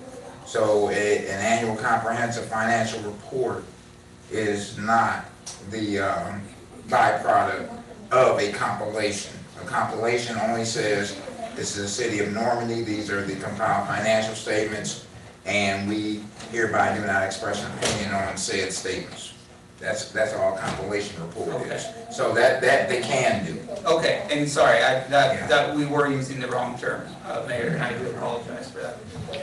Well, go ahead. Well, and to bring it back to the no responses on the audit, I did talk with Angela, who's a CPA, and she bids on other people's audits, and there's apparently a staffing issue, and I'm sure Charles, who's also a CPA, can attest to that. That could be an issue. It could be the fact that, we haven't had an audit in a while. People might just be afraid to touch that.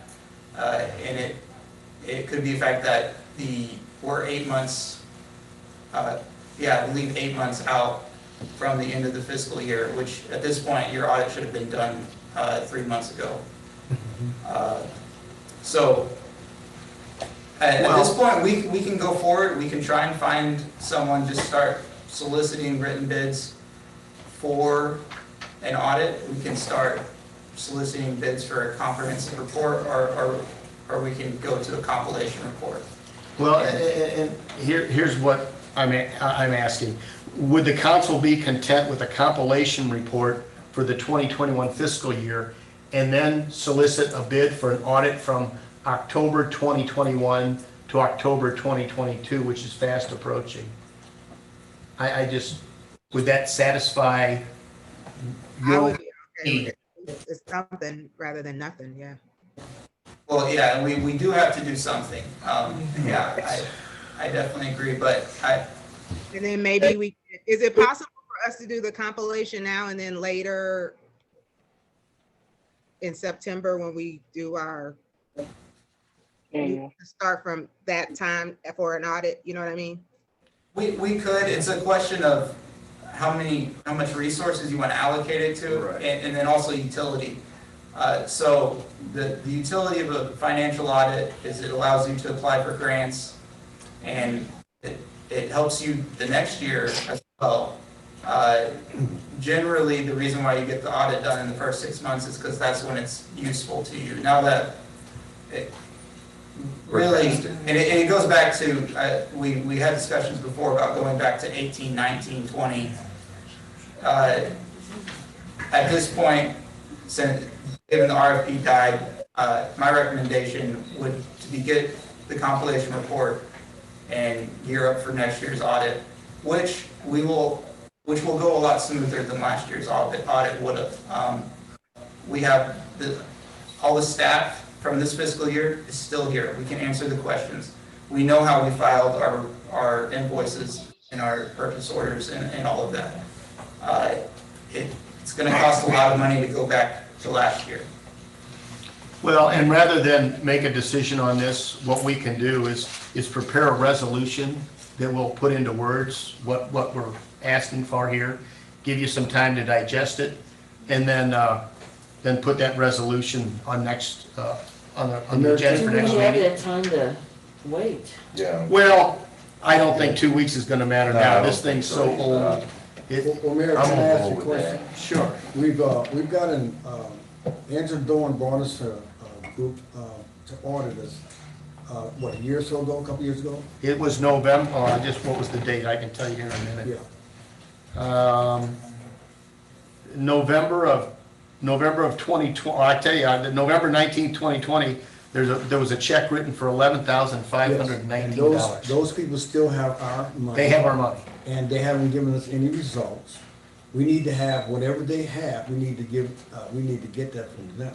You know, because they do have results, because I understood that they couldn't get records, and then someone decided. Well, bookkeeping was a huge issue. Yeah, bookkeeping, it was a lot of problems. A lot of problems. So the thing is those people have our money, we need to get with them and see what they have. Well, I've got that call out. In fact, I've had it out repeatedly, but They have our money for 2 years. Right? Yes, Yeah. and if they're willing to answer an RFP to do our 2021 fiscal year audit. Legally, they're obligated. So I think we need, Well, I'll look at whatever agreement they sign. Mr. Ellis, you're our treasurer, what do you think? Well, when you happen to have a situation when you're engaged to do an audit, the auditor is enabled to bring back an opinion in four forms, one of which is called a disclaimer of opinion. So that's when the auditor says, based on what we had to look at, we cannot express an opinion on these financial statements and be done with it. And reimburse our money or what? Yeah, that's all foregone. But they have not done that as of yet. So the last thing you want is a disclaimer of opinion from an auditor. That's the very last thing you want. So since that has not happened, that could be renegotiated to be able to either get them to do a compilation for fiscal year 21 or an audit for fiscal year 21, which I probably would not recommend. I would say a compilation would be best, and then go ahead and get an audit for fiscal year 22. Isn't it illegal to stop an audit? Is it what? Illegal to stop and just completely stop an audit when it's just It's not illegal to stop an audit, but more than likely that would be at the request of the auditee to have to do that. The auditor generally would not stop an audit because they have been engaged to perform. But if they are not able to perform and they are being compelled to produce something, then that's when they're going to go ahead and say, okay, we'll just give you the disclaimer of opinion. So and walk away. we need questions from them, right? They need answers to questions. Well, and I think part of what he's saying is if we want them to give us a disclaimer of opinion, we can have them do that. Exactly. It's not necessarily a good thing, though. It's kind of what he The suggested. disclaimer of opinion essentially means this is trash. And everyone that is enabled to see that report would know that. So coming from an unbiased, independent point of view, they're saying whatever you submit to us, we cannot use it. We cannot express any type of confidence whatsoever. Disclaimer of opinion is the worst thing you can get from an auditor. So we are not trying to compel them to give us. Yeah. That's all I'm saying. And as far as the money goes, I am not super familiar with the situation, but if they came out and they put in time, I mean, they get paid for their time. So I don't know how much time she spent out here, but theoretically we're on the hook for that. So I don't know. It's something I know the mayor is reaching out to her to figure out. Well, I think the citizens want to know where the money is, where it's been spent. They know where it is. Well, and the audit is absolutely for the citizens. It's also for anybody who applied for a grant. Exactly, So we just gotta get moving on something. Well, we'll have an ordinance put together, a resolution put together that'll go out early and you can take a look-see at it to resolve this entire issue, bring it to a close some fashion, some way. So, thank you. Next item, discussion of CDBG sidewalk project. At our last meeting, I discussed with the council that we discovered that this approximately $265,000 was available to us for sidewalk projects. There was already an RFP ready to go out with a scope of work. And there was some questions raised at the meeting and we said, well, we'll look into that. Well, we don't like what we found. Apparently, at least 50% of those funds are going to private driveway maintenance. Looking at the map, it doesn't look, for whatever reason, it doesn't look like the work was chosen based on need. It's inexplicable how the work was chosen and why private driveways were chosen for this money. But that's the plan we've got, and I'm strongly advising that we nix that plan. Yeah, can we revisit that plan? Well, what we've learned is we're compelled to use that money for sidewalk projects or risk losing it. But I think what we need to do is an entire reassessment of where that money will be most effective. Okay, do an assessment. We're gonna. It was a $29,000 process to put this RFP together that we paid for with city funds. The plan would be to use the CDBG funds to pay for that process again, so it's not coming out of our coffer, and then that would leave us about $225,000 for actual projects and repairs. Right. But the way it was written it was just sad. Well, and I put a map on the council DS, and I apologize, Councilwoman Smith and Campbell, I can send it to you as well. There's no vote on it tonight, but I just wanted to share with you what we saw. And I actually went out with Mr. Harris, Public Works Director, today, and we took a peek at some of these. I mean, some of these sidewalks could use replacing, some of them are more questionable, and then some of the areas that need replacing are on here. and seem to have been ignored or missed. Having discussion with him, if we do a sidewalk project, which as Mayor Beckman, we probably need to, or we could risk the CDBG recouping their funds. But we would do sidewalks in bigger chunks. If you look at these maps, they're very small portions here and there, and that's not ideal for the contractor. And it also, whether it's warranted or not, it gives a sense of, well, hey, why is this sidewalk being fixed and not mine? And then also, if we were, or when we do go out to do the new project, unless the council feels strongly otherwise, I do not recommend doing any driveway aprons at all. Driveway aprons are in the right of way, but they are ultimately the homeowner's responsibility. And and so that's my recommendation.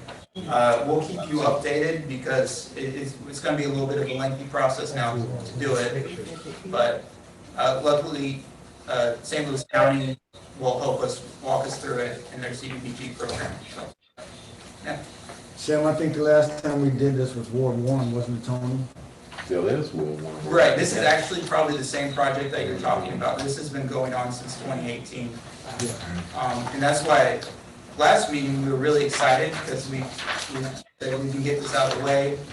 But as we started talking with Weisford, he just did the study. They just did what we told them to do.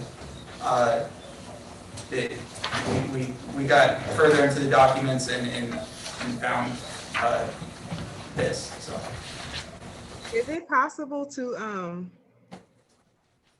form a committee of maybe like 3 or 4 council people? Since you said that, I'm thinking about what you just said with they made this list. The list was basically like, I'm gonna give my friend a new driveway, it sounds like. Where there's actually like a field trip and we have feet on the ground where we can basically go out and assess the actual, and then make a recommendation, assess the. Any help, a good help. I would think since this money was targeted for Ward 1 initially, that Karen and Steve would want to be involved in that process. And what I would recommend is having Mr. Harris kind of identify the needs out there, walking it with them today. He does know his sidewalk, and we can bring a few different alternatives to, if you want to do committee, however you guys want to do it. Your participation is certainly welcome. Right. Yeah, well, let's limit it to 3 people so we don't have a quorum and. Okay, so. Yeah, and then get together, so you guys want to coordinate that after the meeting, that's good, thank you. Moving on, new business, Council Bill 2213, first reading, by title. An ordinance of the City of Normandy, Missouri, amending Chapter 390 of the Normandy City Code to change the definition of commercial vehicles and to prohibit the overnight parking on public streets of all vehicles over a certain gross weight. We have an issue with trailers parked on the city streets. And in parks. And commercial vehicles parked where they shouldn't be. And in reading this to amend it, I was surprised that we really already have a tool for trailers, but we got in the middle of this and it needed some cleaning up. You could see the changes that were made, and it also addresses not only commercial vehicles, but vehicles with a gross vehicle weight over 18,000 pounds. That would keep somebody from parking a mobile home or travel trailer in front of your house indefinitely, which nobody would want that, right? So at any rate, that's the first reading. Is there any comment, concerns, any changes anybody would like to see this bill? I had a question for the vehicles. Is there a specific number of vehicles? Because it says that you can have the vehicles behind a fence. Is that what it says? On page 20, hold on. Page 26. Okay. Can you give me a section? Section A, for parking. It says that any commercial vehicle, any can be kept upon any public or private property except for the following circumstances. But does that mean there's a limit? I don't see a number, an actual number like in the reading, like for how many you can have. You know what I mean? I'm not following you. Somebody else help me here. Well, the way it currently is, there is no number, so the two So like exceptions. you can have 5 commercial vehicles on your, like Sanford and Son, like my neighbor could have 5 So- if it's behind a fence. Yeah, section A1, it needs to be in a fully enclosed garage. So if someone has a 5-car or 5-truck garage and they have their trucks in there, as long as they can close the doors at night, they would be in compliance with the ordinance. You cannot have it in your backyard. It needs to be an enclosed garage. You cannot have it in a driveway. No. No, and that's the current ordinance. That's not. Yeah, no commercial vehicle may be parked, stored, or kept on any public or private property. You can't have commercial vehicles in the city unless they're in a garage enclosed. The other thing, They've got a business sign on them? yeah. That's a commercial vehicle. Well, And that's the current, that's not a change. That's the current ordinance. Yeah, and if someone has a work truck, it's a semi truck. They have a garage big enough in their backyard that's past all the building permits, and they can close the door at night, and no one can see it there. That's not in violation of the ordinance, nor do I really see what the problem necessarily is there. I mean, they've invested the money to do it right. So, yeah. Okay. So commercial does not necessarily mean that they have to have signage on the side of the truck. It's just. Well, they've got a definition of commercial, and you go to the first part of the ordinance definition, and it'll tell you what a commercial, any vehicle including a trailer regularly used for transportation or delivery of freight, merchandise, property, or people. Yeah, but what I'm saying is, if you have a truck with hips, you know, like the two that has 4 wheels in the back instead of 2 wheels in the back. The dualies? Yeah. Would it be licensed? Go ahead, I'm sorry. Would it be considered commercial if it does not have a commercial? It would be a gray area. If it's licensed to a commercial entity, it's a commercial vehicle.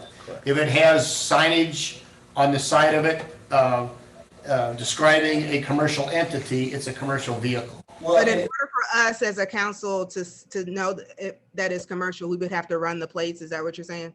Yes. Okay. Well, and part of what you're asking is what this ordinance addresses. So this specifically adds, if it's licensed to a business, then it's considered a commercial vehicle. And then one exception is given for if it's used for non-commercial persons regularly, or purposes. Towards the bottom of the page and on the top of the next page, however, the term commercial vehicle shall not include a pickup truck or van owned or regularly used for non-commercial purposes.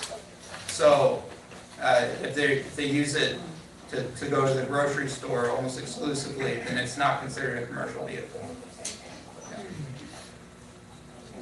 And generally, just speaking about enforcement, you would likely look for work equipment and decals. Otherwise, it's hard to enforce. Can you say that again? I didn't hear you. Sorry. In terms of enforcement and enforcing this ordinance, the two things that would get caught are decals that indicate that it's a commercial business, or work equipment on the back of the truck that suggests that they're using it for work. Otherwise, it's just not going to get enforced, and that's okay. I think. I mean. Yeah, the goal is to keep the commercial vehicles from blocking up the street. If you can't tell that's a commercial vehicle, what's the problem? And it is kind of the point. And we can't prohibit it. Okay. Because you got a lot of personal dudes out there. Yeah. So if there's any changes, it would be helpful to make them now or email between now and the next reading. So excuse me, so what you're saying is it can't be in their driveway, Nope. It has to be in their garage. If it's a commercial vehicle, yes. And like I say, that's not a change. That's our current ordinance. Just haven't been enforced. Yeah. All right, moving on. Budget amendments. Council Bill 22-14 by title. An ordinance of the City of Normandy, Missouri, amending the fiscal year 21-22 budget to appropriate general fund reserves restricted by Ordinance 742, popularly known as the Cell Tower Fund, in the amount of $15,000 for building improvements and maintenance at 7733 Natural Bridge Road.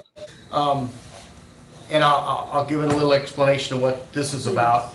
We have an active leak over there, $2,400 it's going to take to repair it. I've ordered the repair made. We've gone through that building with 2 engineers. The second walkthrough, it was pointed out that there's likely water infiltration on the edge of the roof. The cap, the masonry is leaking. And they just really expressed to Sam and I that regardless of what we do with this building, we can't allow water penetration. In a year's time, you're going to get a lot of damage, and it's going to be really expensive to repair. So whatever, their suggestion, whatever we do, whether we remodel this into a city hall or whether we sell it down the road, whatever we do with this building, we can't let it be any further damaged by water infiltration. So I've got $2,400 to repair the roof, and I'm anticipating another 10 or 12 for the masonry work that has to be done to keep. But I need a buffer and still any work we do, we'd have to use the purchasing policy so that it sees a certain amount. We'd have to have the bid process and so forth. Should we at all consider, like when we have to winterize the building in this? Well, this is just for maintenance of, so we could use it for anything that's direct maintenance of this building. But should we, what I'm saying is, if we have to go back later, because I know last year we had to winterize it. Well, we didn't because it was too expensive. We did not winterize it. I kept heat on, and that was expensive too. There was no right answer. We had an $8,000 the estimate to winterize exceeded $8,000 because there's so many bathrooms in the place.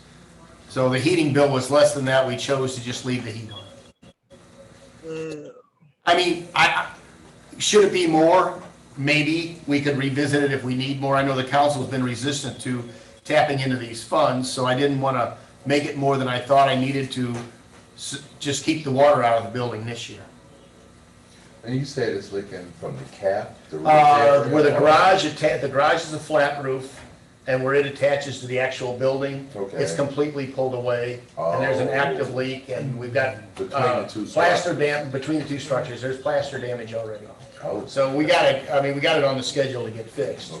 But right now, those funds are coming out of capital improvement, and we're really struggling with our capital improvement. So the garage isn't pulling away from the building? No, just the roof. It's a fibrous membrane that pulled away. Dried up, yeah. Yep. Okay.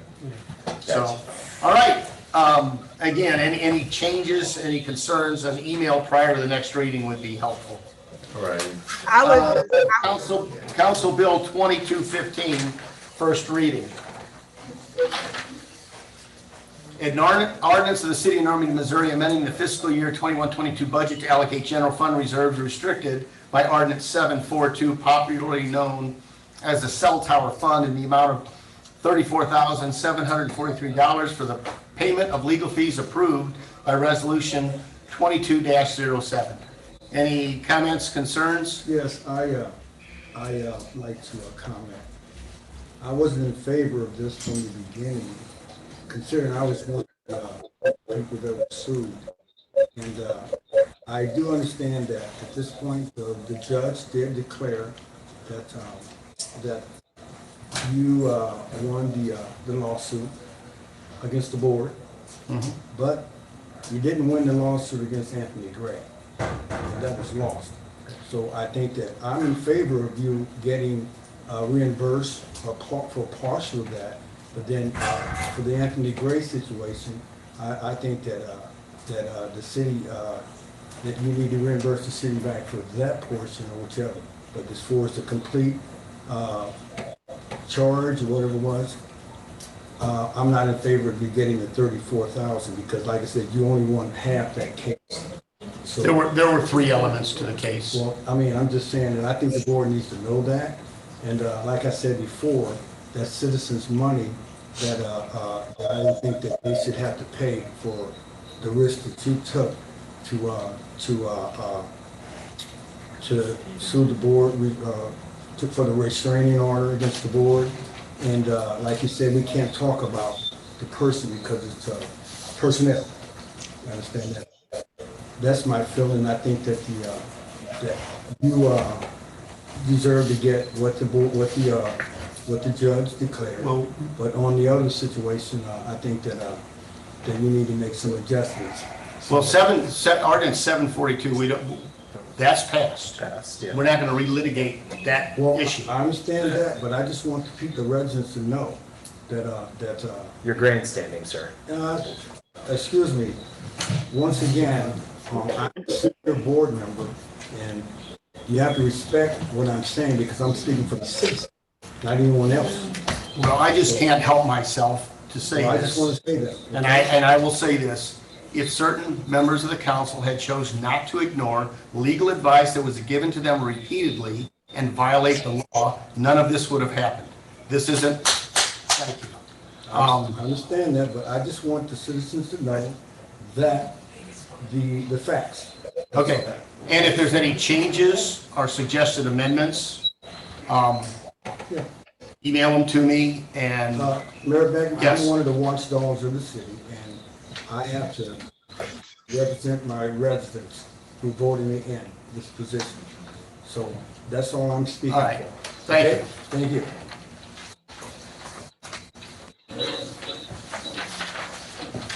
Moving on, Council Bill 22. I have a question. Wait a minute. I have a question. Yes. In this packet that was provided, I think I have two ordinance. One labeled Bill number 2214 that discussed the 22 budget to appropriate general fund reserves restricted by ordinance 742. Yes. Then I have another one, 2215, which is the same exact thing. Is that correct? It's not, it's coming from the same reserve fund. Ordinance 7. Okay, never mind. I see the numbers. Okay. Never mind. Very, very similar. Yeah, they do. Yes, sir. What's the balance in that fund? It's here on this report here, 768,000. And I mean, I do caution, just rating that fund for any purpose, if any liability we have on the building across the street, that's a big, Huge liability. that's what this was originally, those towers were sold for, was to pay off some of that liability.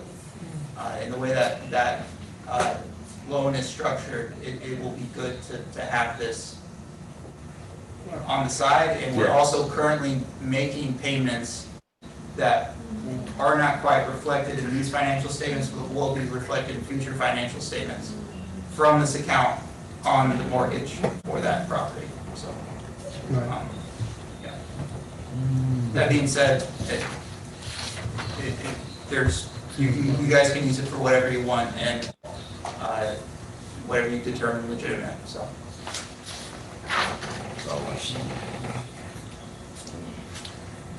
All right, thank you.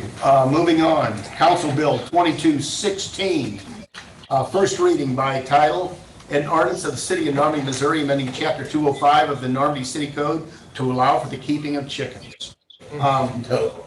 There's a lot of people that really would like to do this. I'd say I was one of them. I don't have my chickens anymore because the grandkids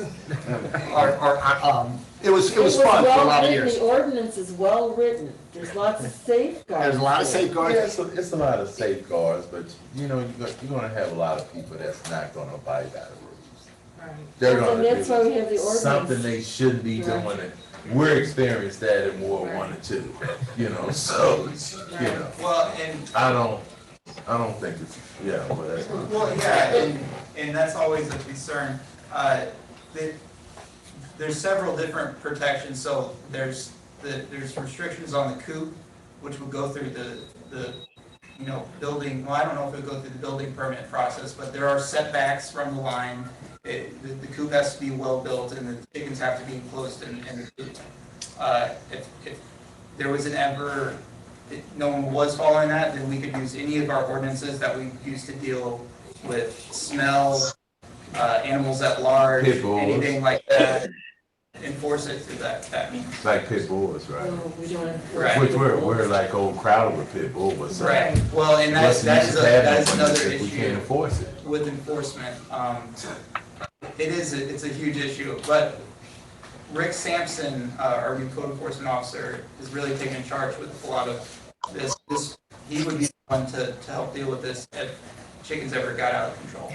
I can see Normandy being invaded by chickens. I mean, they're gonna chase the groundhogs. I mean, we got groundhogs, we got deer, we got like 8 deer in the park. We got raccoons and.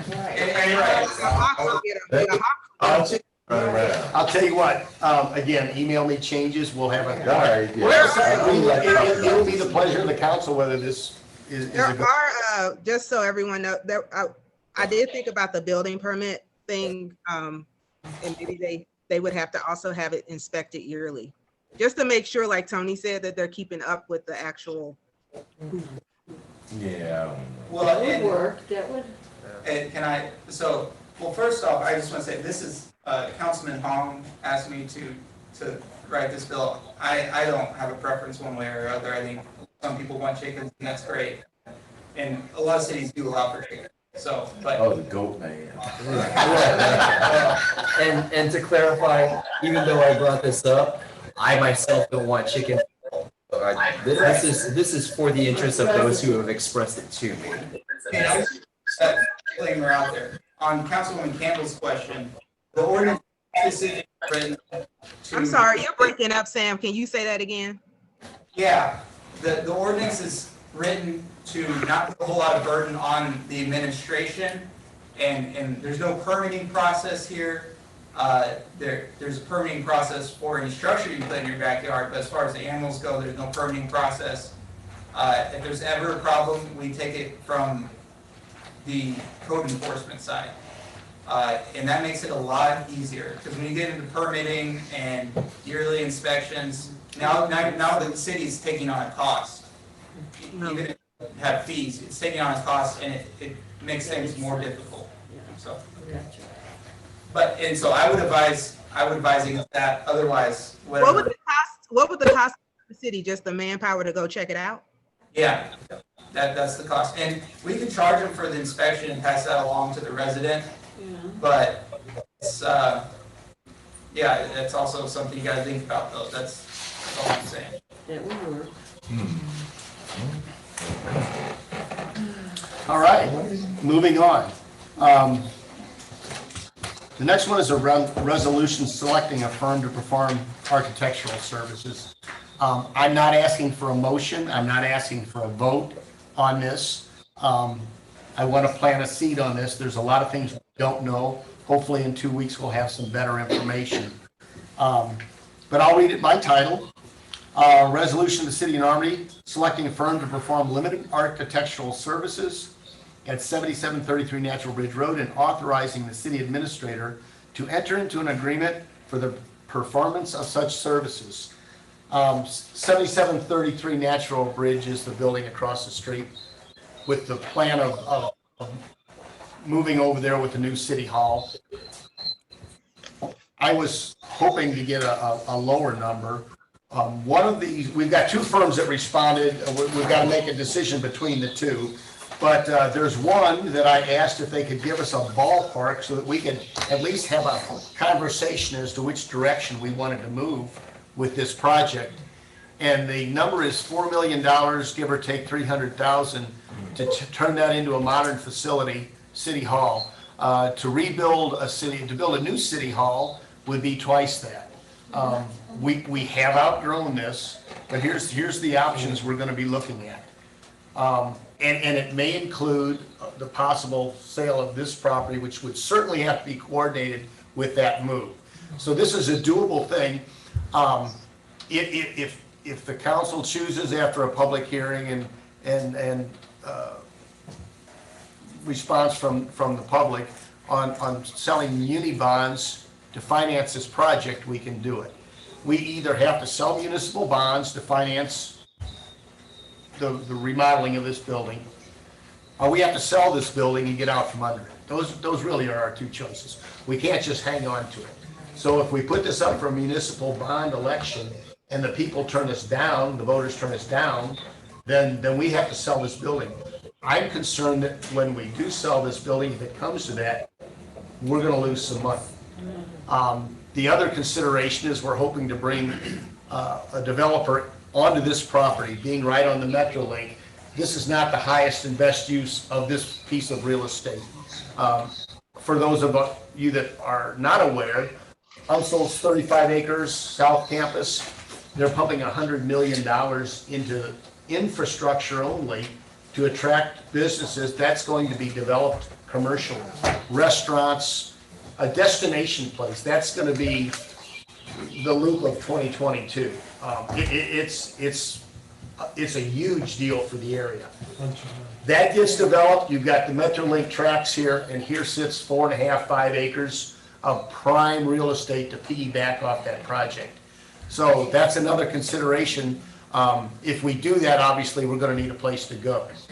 So there's a lot of moving parts on this. I'm hoping, this is gonna be one of the issues that's also gonna be a workshop issue that we can talk about. But a lot of it depends on what kind of feedback and commitment we get from, this meeting Thursday is the second visit from this group of investors. They're serious, and something may come of it. You mean the UMSL investors? No, different investors interested in Normandy that are unrelated to anything that's going on. So, May I interject something? Sure.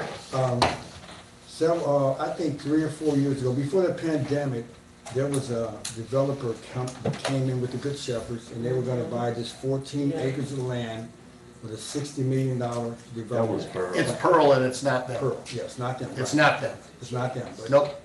just speaking in terms of the next person, maybe they can do it, and the plan was to buy this land. We want to sleep in 30 minutes. Well, that's a conversation that'll be had. If we could develop, if this could be wrapped up into one project, right, that would be the most coordinated way to do it. Well, remember, the Good Shepherd said they wouldn't sell that unless this was all part of it. Well, they did. Yeah, They did. Yeah. So, yeah, all right. They're getting the money. And I know we're running long on the meeting here, but I do want to, on the architectural service and the response on the RFQs that we got, I sent in an email both the responses we got for the RFQs and their proposed scopes of work. And this resolution isn't meant to jump the gun. It's just, if you guys ever decide this is what the resolution will use. We're not going to vote on it tonight. But I encourage you to look through that. I really like Gemma's response, and their scope of work they provided is the one that gave us the ballpark number. And we walked through the building with both of the firms, and both are very qualified. And it was actually very encouraging because we weren't sure what the state of the building was, but they said it's a very well-built building. There's nothing wrong with it. But in the general proposal, they kind of say what are the big costs that they're expecting. One is the HVAC system. It's very, very old and very, very expensive to replace. They have a steam boiler for the heater over there, and the air conditioning unit is just a monster that the mayor can talk more about. But it all needs to be replaced with something more modern. That's a huge cost. Yeah. 30 thermostats. You also, Which room you they're recommending upgraded electrical. The parking lot is a mess. That obviously needs to be done. And then any design and layout. With that said, the way the building is laid out right now isn't that bad. Most of this cost appears to be the HVAC system. So, if whatever we decide, if we do go with Gemma, they do help you, and they help you walk through the municipal bond process. They help get support from the citizens, so when it comes to election day, it has a good chance of passing. They're an all-around firm. They work with a lot of small municipalities. I believe they worked with Northeast Fire District to get their new fire district building built. And so I'll let you guys discuss on what the big plan is, but if it involves becoming that city hall, I do recommend Gemma. And I will say, I have the same recommendation. They bought some credibility with me when they provided us with a ballpark figure, which you can't do that without investing some hours. And they did it because I asked them to do it, and that bought some, like I said, that bought some loyalty to me. But with the information you've got, and it was late in coming, is there any questions right now before the next meeting? Well, then the Thursday meeting, if you're hoping to combine these two developments, then this building and that, it'll be a different group. We have no idea which direction that's gonna go. But you know what, if we like Gemma, then Thursday, it's gonna be a different direction then. It could be. Yeah. It could be. Yeah. But we have to move as though, we can't wait on all these parts. We have to move forward and see which way they're gonna fall. And the next step with Gemma is to get a firmer number and a better idea of what it would look like over there. And you should have in front of you, I believe it's $9,500, which is, I mean, that's really, really cheap. And given what it is, I mean, it's nothing to sneeze at, but. Are they local? Gemma, are They're they based in St. Louis. But yeah, and they've worked with people all around, so. Well, I want to say one thing before we adjourn. I don't think we have too many scientists and tech people in this neighborhood to work for that company. So I just want to put that out there. Well, and that's a separate issue, but I Yeah. totally agree. Right, think I that's a mean, good question. our citizens, we're just gonna be sitting there waiting for what, looking and because I don't see any of us gonna get a job over there. You know what I'm saying? Yes. Oh, really? You know, you're a scientist? Okay? No. So, I hope they can help our schools and help our neighborhood, but I know they're looking to help themselves. You know? Well, any business is looking to help themselves. They wouldn't be there otherwise. And we have to work on our waste management situation, because I'm getting calls daily. Okay, let's not get off, yeah, we went. have one more resolution. Do we need to Yep. set up schedule? We got another resolution I think we need to address. Resolution E, item E.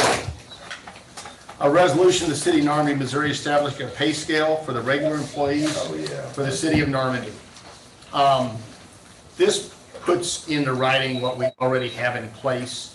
It's the obligation of the mayor and the city administrator to present to the council a pay scale for approval. We've never done, well, we did do it with the police, but it needs to be done here. These are current salaries for the most part anyway. There's some raises for Public Works. Yeah. Councilwoman Campbell explained that she would rather have a workshop and a conversation on this before we pass it, and that's fine. I don't see an urgency to this, but we do have to put in writing a pay scale that's made public, and this needs to be addressed. Yeah, and Go ahead, I'm sorry. I'm sorry, I didn't know you were, keep going. Oh, no, I'm just saying, Yeah, we we can establish this, and when it comes to budget time, we have another conversation, we can pass another pay scale. But at some point in time, this is one of those housekeeping items that we have to take care of because it's in our ordinance that we do so. So my, so I did email because my concern was, looking at the pay scale, which also, we also, from the budget workshop that we had in March that had the pay scales on the back, and just the history of having people come in to apply for a job and not show up. These numbers to me seem quite low, and probably because I've never seen them in this format before. But my whole point was minimum wage, like right now, is $11.15, and also this is one of the another one of those things where I would like to have everybody's input about this.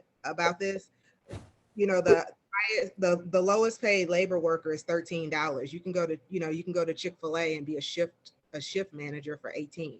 So my whole point was, when it comes to the cost of living, and we talked about being competitive, because we're going to be competing with, you know, neighboring cities and corporations and everything. Like St. John's pretty much has our same population, and they actually have a range that comes salary wise. I'm not sure when it comes to this what the steps refer to. The other thing is and this is something where I say I want to make my $250 a month. So I want to definitely put me to work. I have questions, and I think a workshop is definitely warranted. I had questions because, and I emailed Sam about the section that was in there, and then he sent it to me. But I think that overall, as a council, it's something that we just all need to just like look at, instead of like 5 minutes before the meeting, like, okay, we're going to do it. And then once again, like I said before, it's something that we're going to have to do again later. I agree. Thank you. All right. This is a resolution on the floor. I'm not asking for a motion. And if there is no motion, it'll just die on the floor, and we can bring. I would like to make a motion to incorporate this into the workshop that's going to happen in the next 2 weeks. I would like to get this done. We can do that, but it doesn't require a motion. I can just put it on the agenda. Yeah, just table it. Yeah, we're tabled because there's no motion. There's no motion to pass. So without a motion, we're tabled. And we'll put it on a workshop agenda. I'll tell you what, let's see, that's the last item on the agenda. I was gonna ask for a closed session to discuss terms. I'm not sure we need to go in this closed session to discuss terms for the attorney. It's a contract issue. Sam, any opinion on that? I'm not the city attorney. I know. And I will tell you, Andy had to leave tonight at 8 o'clock. He told me that before the meeting. He didn't sneak out on us. He had a previous engagement, and he was informed of this meeting with late notice. So that's not on him. But I sent everybody the offer that he made. And my real question is, I would prefer to go with the retainer plus. He gave a retainer plus, or just a flat hourly rate. I would prefer the retainer because he'll take unlimited phone calls, unlimited emails.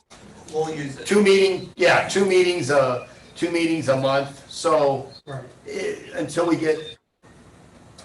get more work done that needs to be done, I think I would prefer to go with the retainer option. Yes. And what do we need to do? Do we need a resolution, or I'll just let him know to write that up. But I want feedback from the rest of the council on the email that he sent me. I forwarded to you. Right. Does the retainer option that he presented sound like the most reasonable? It was this morning. Well, I'll tell you what it is. It's a $1,500 a month retainer plus $195 an hour for work beyond. Oh, you told me that. Yeah. It wasn't. The other was a flat rate of $195 an hour. But with the retainer, we get 2 meetings a month, and I can call them, email them. Now, if he has to do research or write an ordinance, that's going to be at the additional rate.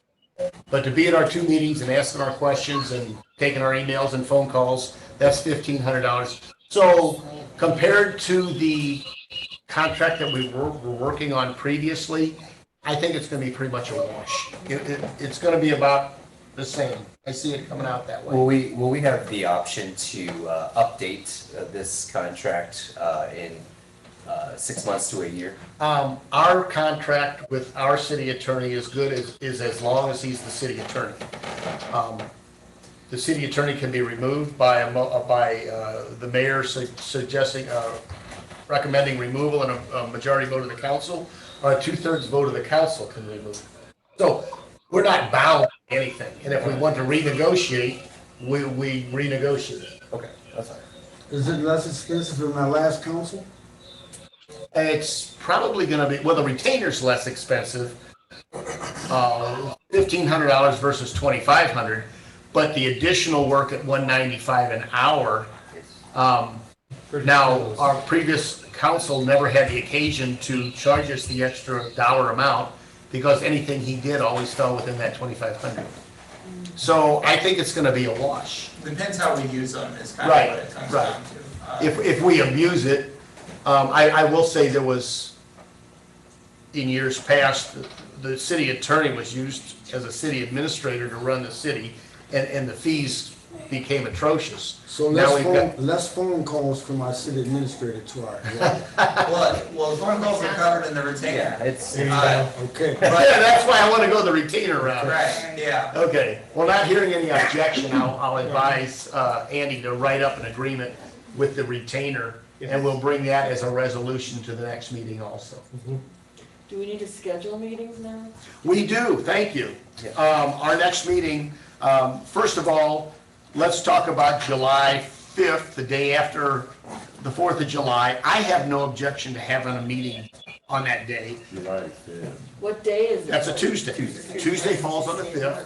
Wait, what day is that? I just want to let everybody know that, yeah, we need attendance at that meeting, so if that's a problem, let's reschedule the meeting. Yeah, why not, because, I will be out of the country July 5th. with the following weekend, the following Tuesday. I'm hearing two people Or later suggest the in the following week. Tuesday. Or later in the No, the following Tuesday. Yeah, the 12. 12. We can't do it earlier because that's in June. But, I mean, the July meeting, Right. we're still gonna have a meeting in June. Yeah, But what this will, yeah, we gotta have a there's June another meeting. meeting in June, and a week And or two. then delay the July 5 meeting to the Yeah, To 12th? the 12th. Does that sound It's agreeable? holiday. Hey, that's fine with me. Now, we need to have a special meeting in a couple weeks. I just threw two dates on here, Tuesday the 21st, Thursday the 23rd. Is there a preference by anyone? Say that again?